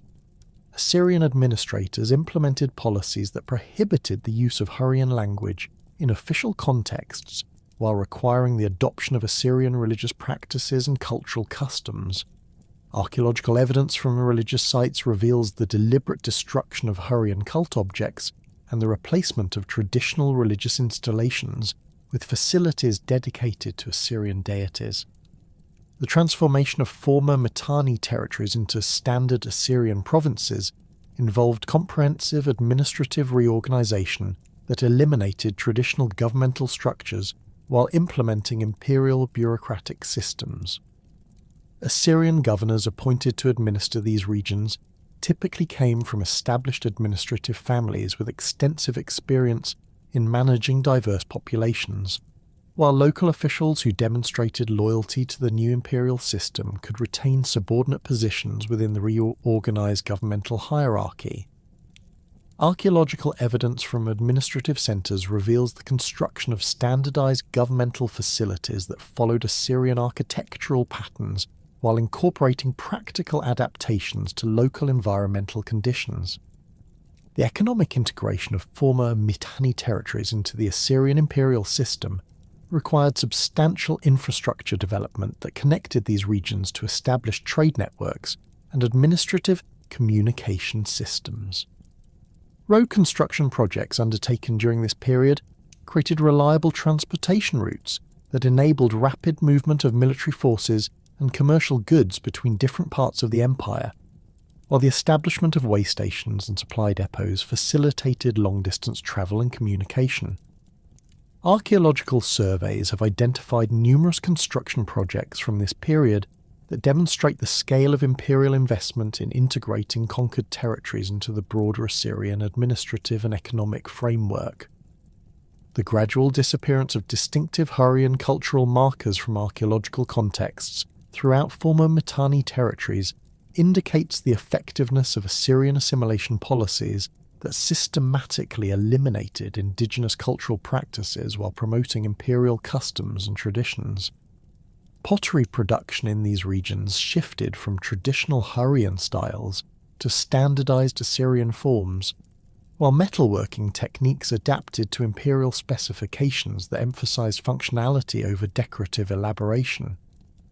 These cultural transformations reflected broader changes in social organization that replaced traditional Hurrian community structures with Assyrian administrative arrangements designed to facilitate imperial control and resource extraction. The archaeological record of destruction levels at major Mitanni sites provides dramatic evidence of the systematic nature of Assyrian conquest operations that eliminated not only political authority but also the physical infrastructure that had supported Hurrian civilization for centuries. Excavations at sites throughout the Kabul Valley reveal consistent patterns of burning and deliberate demolition that indicate coordinated destruction rather than random violence, with particular attention to eliminating governmental buildings, religious installations, and defensive fortifications that might serve future resistance efforts. The comprehensive nature of this destruction created cultural discontinuities that marked the definitive end of independent Hurrian political authority and the beginning of a new historical period characterized by Assyrian imperial dominance throughout northern Mesopotamia. The systematic destruction of Mitanni's political institutions did not extinguish the cultural flame that had burned throughout the Hurrian heartland for over half a millennium. Archaeological evidence from sites across northern Mesopotamia reveals a remarkable pattern of cultural persistence that defied Assyrian administrative policies designed to eliminate indigenous traditions. Excavations at Tel Mazan, ancient Urkesh, have uncovered residential quarters dating to the 12th and 11th centuries BC, where distinctly Hurrian pottery styles continue to be produced alongside officially mandated Assyrian ceramic forms. These vessels, characterized by their burnished red-slip surfaces and geometric incised decorations, maintain traditional manufacturing techniques that had been passed down through generations of Hurrian craftsmen despite the political upheavals that had transformed their world.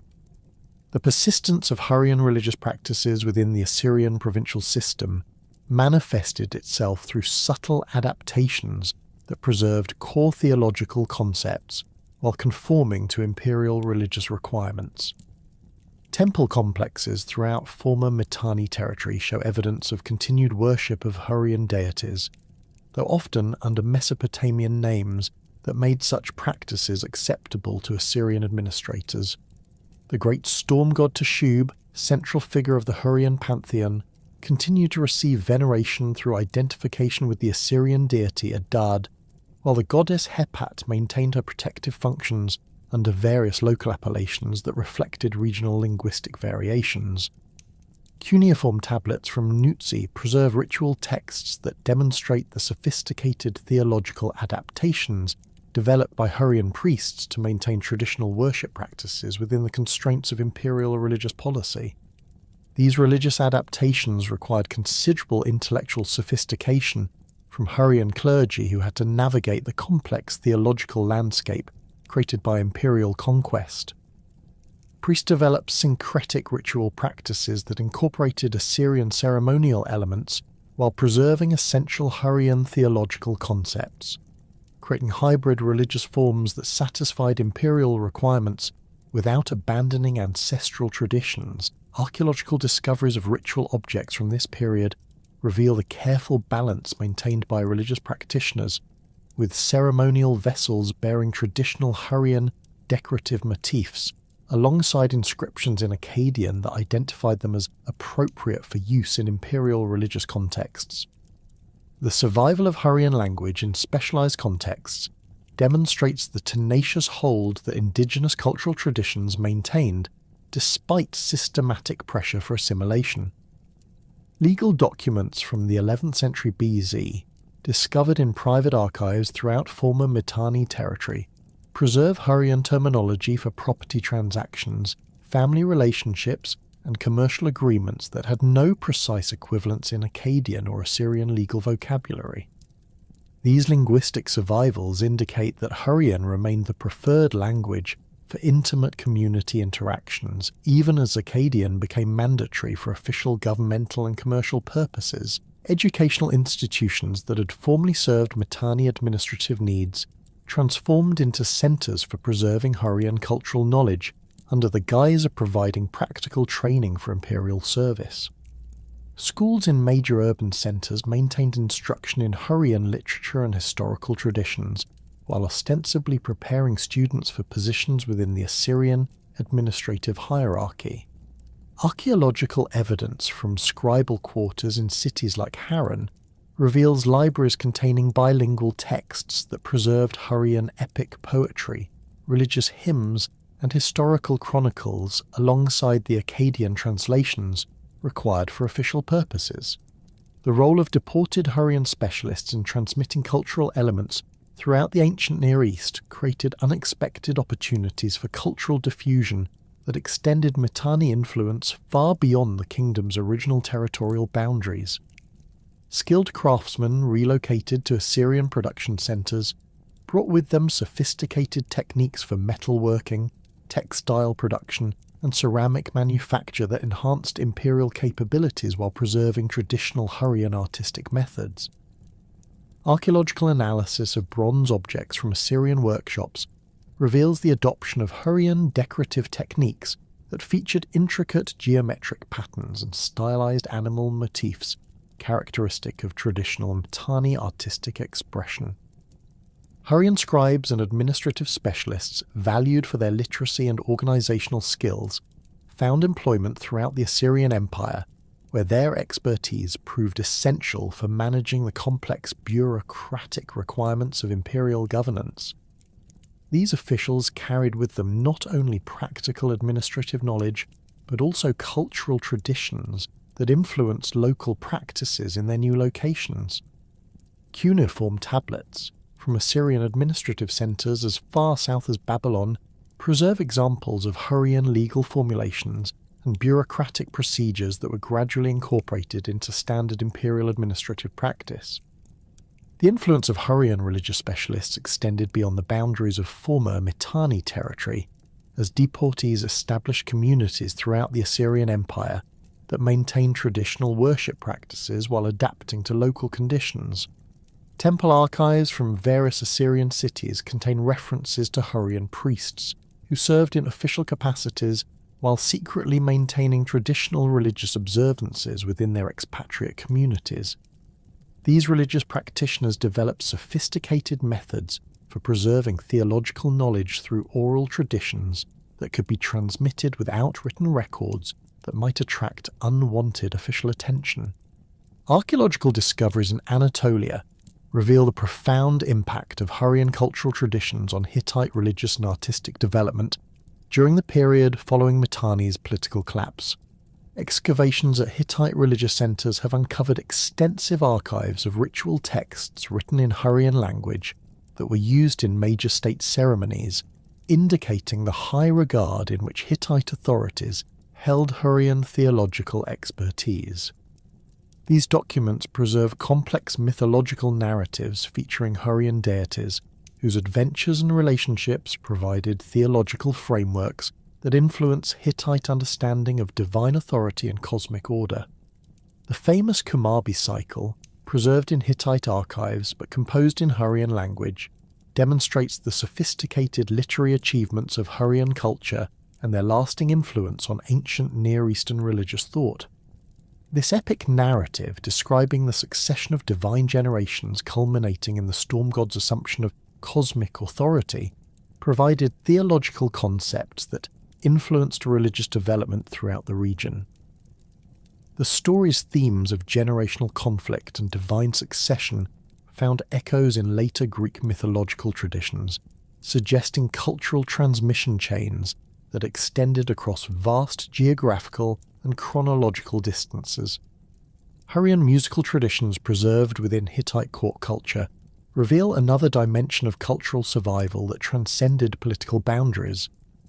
Archaeological discoveries of musical instruments from Hittite palace contexts show clear derivation from Hurrian prototypes, while cuneiform tablets preserve musical notation systems that appear to have originated in Hurrian religious ceremonies. These musical traditions incorporated complex rhythmic patterns and melodic structures that influenced ceremonial practices throughout Anatolia and northern Syria, creating lasting cultural legacies that persisted long after the political circumstances of their creation had disappeared. The transmission of Hurrian architectural techniques to various regions of the ancient Near East occurred through the activities of deported craftsmen who brought specialized knowledge of construction methods developed in the challenging environmental conditions of northern Mesopotamia.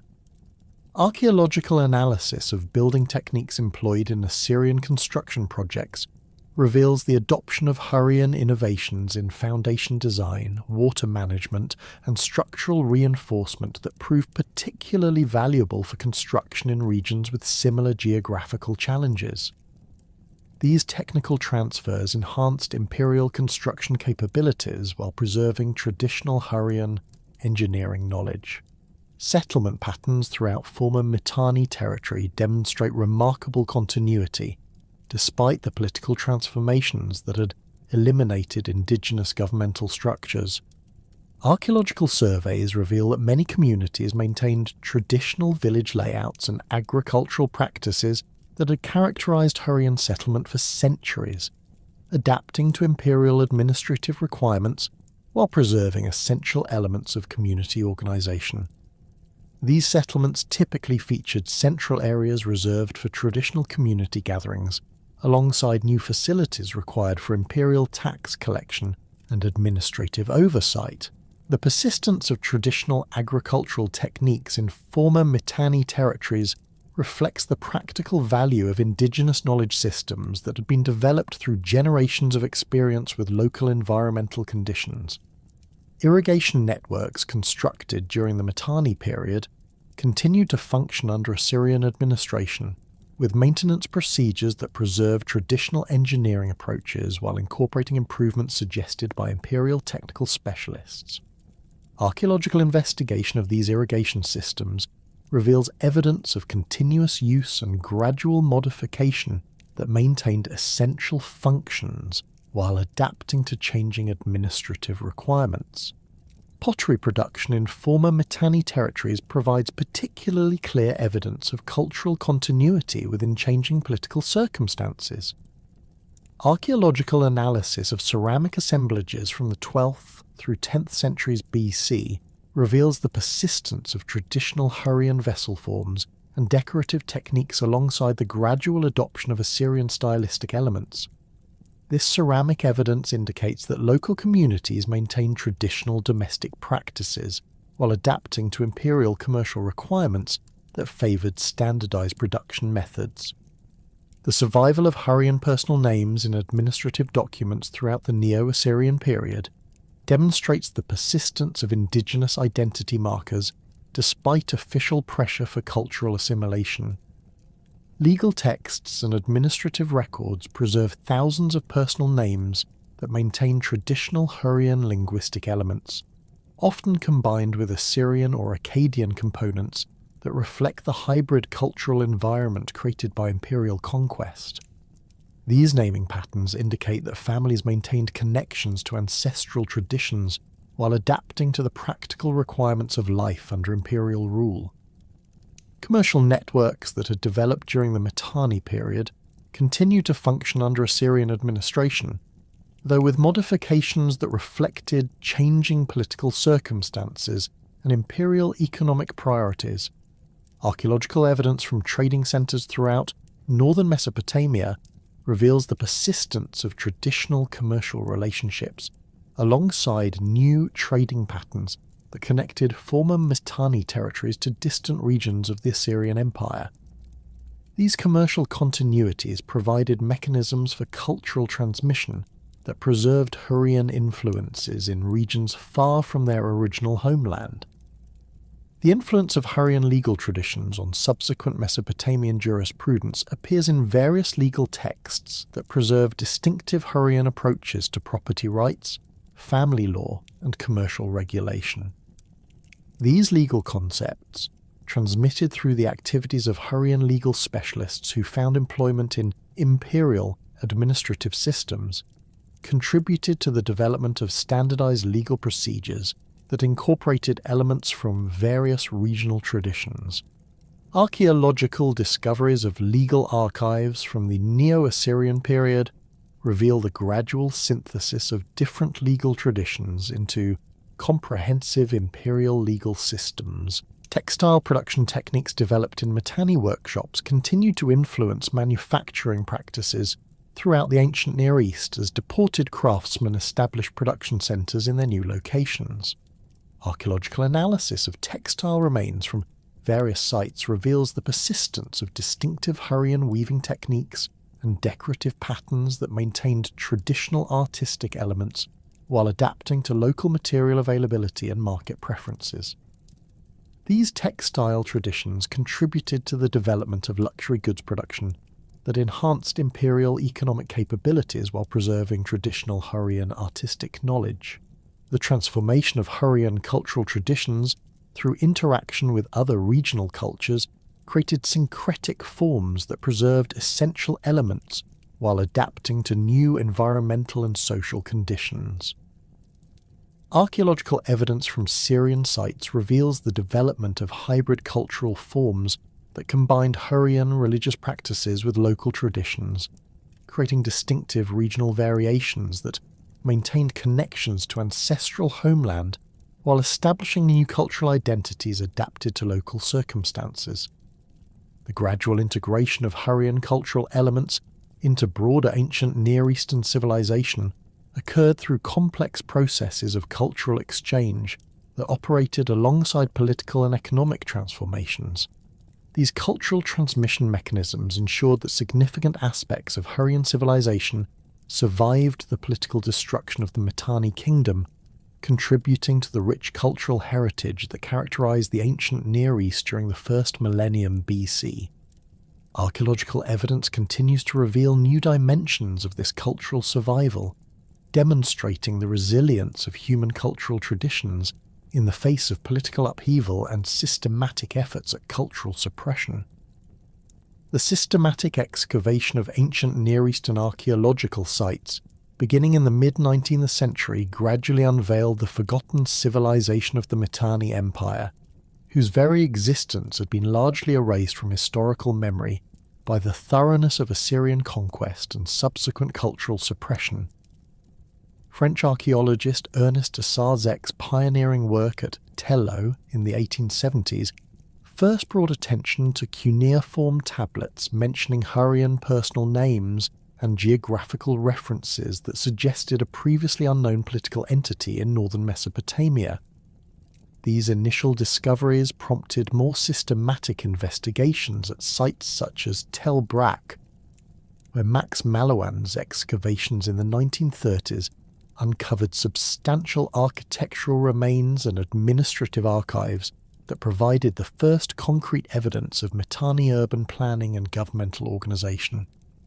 The excavations at Tel Brak revealed a complex urban centre featuring massive defensive walls constructed from fired brick, administrative buildings equipped with sophisticated record-keeping facilities, and residential quarters that demonstrated careful urban planning adapted to the challenging environmental conditions of northern Mesopotamia.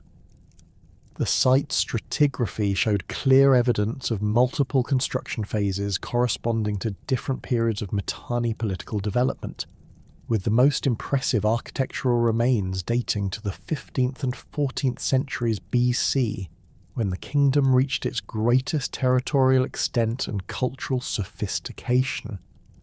Archaeological investigation of the palace quarter uncovered throne rooms decorated with elaborate wall paintings, featuring traditional Hurrian religious motifs, alongside Indo-Aryan ceremonial elements, providing tangible evidence of the cultural synthesis that characterized Mitanni civilization.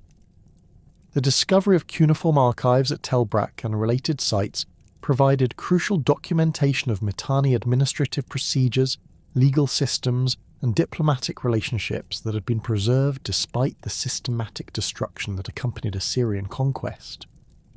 These tablets, numbering in the thousands, revealed sophisticated bureaucratic structures that managed complex territorial holdings, tribute collection systems, and military organizations across vast geographical distances.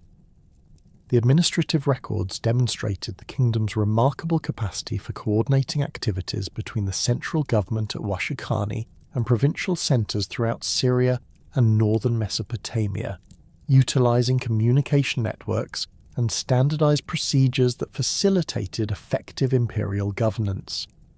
Parallel excavations at Tel Lelan under Harvey Weiss's direction, beginning in the 1970s, uncovered additional evidence of Mitanni urban development and agricultural management that complemented discoveries from other major sites.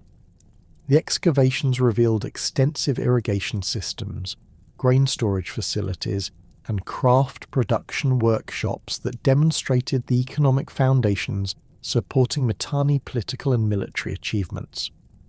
Archaeological analysis of agricultural installations showed sophisticated water management techniques that maximize crop productivity while preventing soil degradation, indicating advanced understanding of environmental engineering that enabled sustained agricultural surpluses essential for supporting large urban populations and military forces. The systematic investigation of Nutsi by American archaeologists in the 1920s and 1930s produced one of the most comprehensive archives of cuneiform documents from any ancient Near Eastern site, providing unprecedented insights into Mitanni's social organisation, legal procedures, and daily life during the kingdom's mature period. These tablets, numbering over 5,000 documents, preserve detailed records of property transactions, family relationships, commercial agreements, and legal disputes that reveal the sophisticated jurisprudence systems that governed Mitanni society. The Nutsi archives demonstrated the complex interactions between Hurrian indigenous traditions and Indo-Aryan legal concepts that created hybrid legal systems adapted to the multi-ethnic character of Mitanni civilization. The linguistic analysis of Hurrian cuneiform texts represented one of the most challenging aspects of Mitanni historical reconstruction, as the Hurrian language belonged to an isolated linguistic family, with no known relatives that could provide comparative frameworks for translation efforts. Early attempts at decipherment by scholars such as Johannes Friedrich and Ephraim Speiser in the 1930s and 1940s established basic grammatical structures and vocabulary elements. But comprehensive understanding of Hurrian linguistic systems required decades of painstaking philological work by successive generations of specialists. The breakthrough came through comparative analysis of bilingual texts that preserved Hurrian passages alongside Akkadian translations, enabling scholars to establish correspondences between linguistic elements and gradually reconstruct Hurrian grammatical systems. The decipherment process revealed Hurrian as an agglutinative language, featuring complex verbal morphology and sophisticated case systems that reflected the intellectual sophistication of its speakers. Hurrian literary texts preserved in cuneiform archives demonstrated advanced poetic traditions, complex mythological narratives, and sophisticated theological concepts that influenced religious development throughout the ancient Near East. The famous Kumabi cycle, composed in Hurrian but preserved in Hittite archives, revealed epic literature of exceptional quality that provided insights into Hurrian cosmological beliefs and divine hierarchies, while demonstrating the cultural influence that Mitanni civilization exerted on neighbouring societies. The discovery and analysis of the Amarna letters, beginning with their initial excavation by local villagers in 1887, revolutionized scholarly understanding of ancient Near Eastern international relations and revealed the central role that Mitanni diplomacy played in maintaining regional stability during the Late Bronze Age. These cuneiform tablets, numbering over 350 documents, preserved actual diplomatic correspondence between royal courts that demonstrated sophisticated protocols governing international relationships, commercial agreements, and military cooperation arrangements. The letters revealed the complex personal relationships that developed between rulers of different kingdoms, with Mitanni kings such as Tushratta maintaining intimate friendships with Egyptian pharaohs that transcended purely political considerations. The Amarna correspondence demonstrated the sophisticated diplomatic culture that flourished during Mitanni's golden age, with elaborate gift exchange systems, carefully negotiated marriage alliances, and complex treaty arrangements that created stable frameworks for international cooperation. Tushratta's letters to Amenhotep III reveal the detailed protocols governing diplomatic relationships, including proper forms of address, ceremonial procedures, and gift-giving customs that maintained royal dignity while facilitating practical cooperation between sovereign powers.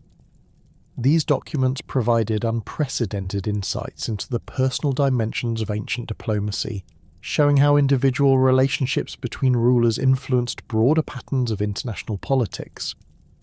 The analysis of diplomatic gift exchanges documented in the Amarna letters reveal the economic dimensions of international relationships that extended far beyond symbolic gestures to encompass substantial commercial transactions.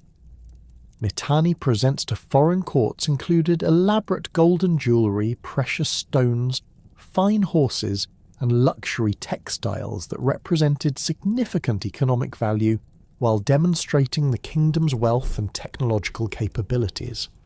The careful documentation of gift specifications and values created legal precedents that could be referenced in future negotiations, while establishing frameworks for commercial relationships that operated alongside formal diplomatic arrangements. Contemporary scholarly reassessment of Mitanni's role in ancient Near Eastern politics has emphasized the kingdom's crucial function in maintaining the balance of power system that characterized international relations during the Late Bronze Age. The Mitanni alliance with Egypt created a stable framework that prevented either Hittite or Assyrian expansion from achieving regional dominance, while Mitanni control over northern Syrian territories provided buffer zones that protected smaller kingdoms from absorption by larger imperial powers. This diplomatic architecture enabled the flourishing of urban civilizations throughout Syria and Palestine that might otherwise have been destroyed by continuous warfare between competing empires. The recognition of Mitanni's diplomatic innovations has led to increased scholarly appreciation of the kingdom's contributions to the development of international law and diplomatic protocol in the ancient world. Mitanni treaty arrangements established precedents for territorial agreements, commercial regulations, and dispute resolution mechanisms that influenced subsequent diplomatic practices throughout the region.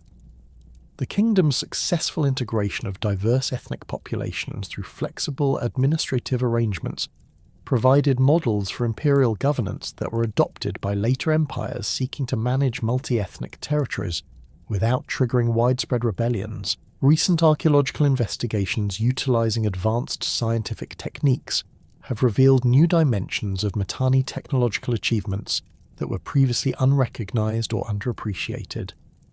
Metallurgical analysis of bronze artifacts from Mitanni sites has demonstrated sophisticated alloying techniques that produced materials with enhanced properties compared to contemporary products from other regions. These technological innovations contributed to Mitanni military superiority, while establishing the kingdom as a major centre for luxury goods production that supplied markets throughout the ancient Near East. The application of satellite imagery and ground-penetrating radar to archaeological investigation of former Mitanni territories has revealed the extensive scale of urban planning and agricultural development that supported the kingdom's political and military achievements. Remote sensing techniques have identified irrigation networks extending over hundreds of square kilometres, urban centres with carefully planned layouts, and road systems that connected different parts of the kingdom through efficient transportation networks. These discoveries have demonstrated the sophisticated infrastructure development that enabled Mitanni civilization to flourish in the challenging environmental conditions of northern Mesopotamia. Contemporary scholarly debates regarding the nature and extent of Indo-Aryan influence within Mitanni civilization continue to generate significant academic discussion as new archaeological evidence provides additional data for analysis. Some scholars emphasize the limited numerical presence of Indo-Aryan populations within the broader Hurrian demographic majority, arguing that Indo-Aryan cultural elements represented elite adoption of prestigious foreign traditions rather than fundamental transformation of indigenous society.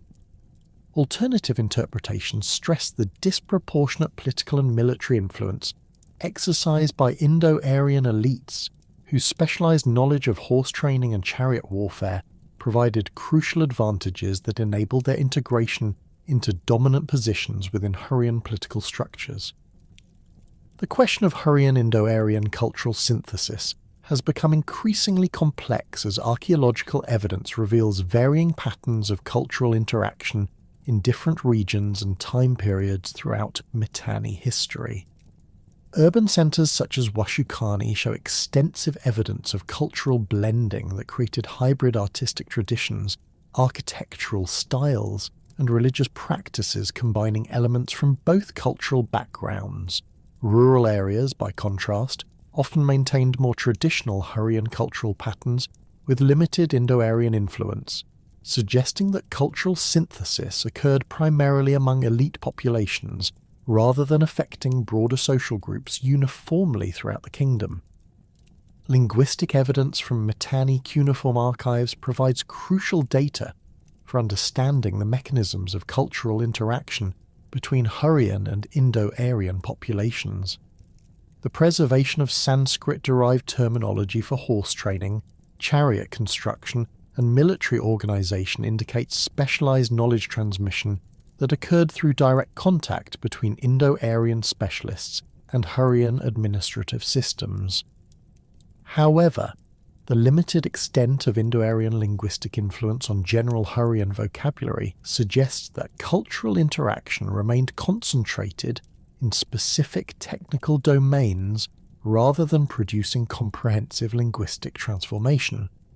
The broader context of Late Bronze Age international relations has received increased scholarly attention as researchers recognize the interconnected nature of political developments throughout the ancient Near East during Mitanni's period of greatest influence.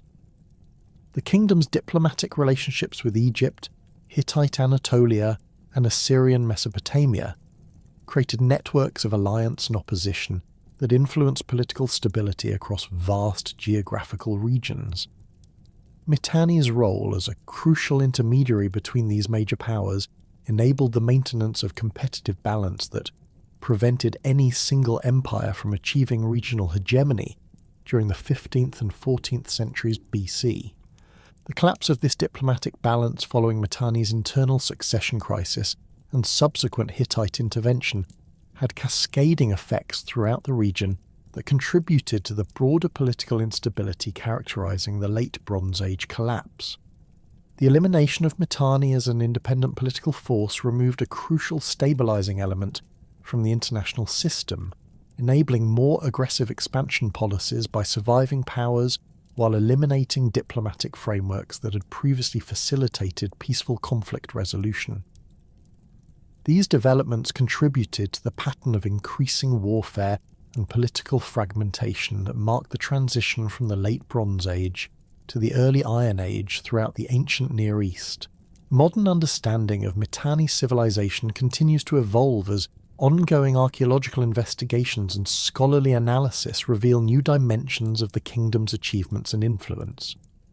The recognition of Mitanni's crucial role in ancient Near Eastern political development has elevated the kingdom from historical obscurity to acknowledgement as one of the major powers that shaped regional civilization during the second millennium BC. This scholarly reassessment reflects broader changes in archaeological methodology and historical interpretation that emphasize the importance of previously marginalized societies in understanding the complex processes of cultural development and political change in the ancient world. The legacy of Mitanni civilization extends far beyond its immediate chronological and geographical boundaries, through the cultural influences that persisted long after the kingdom's political destruction. Hurrian religious traditions, artistic techniques, and technological innovations continue to influence developments throughout the ancient Near East for centuries following the Assyrian conquest, demonstrating the enduring impact of cultural achievements that transcended political circumstances. The preservation of Hurrian cultural elements within later civilizations provides testimony to the sophisticated nature of Mitanni society and its lasting contributions to the rich cultural heritage of ancient Near Eastern civilization. The study of Mitanni history is thus transformed from an obscure academic specialization to a crucial component of ancient Near Eastern historical understanding, revealing the complex interactions between political power, cultural development, and international relations that characterized one of history's most dynamic periods. The kingdom's rise from regional fragmentation to imperial dominance, followed by internal crisis and ultimate destruction, provides valuable insights into the factors that enable political success and the vulnerabilities that can lead to rapid collapse even among seemingly powerful civilizations. These historical lessons continue to resonate with contemporary scholars seeking to understand the complex dynamics of political development and cultural change in human societies across different historical periods and geographical contexts.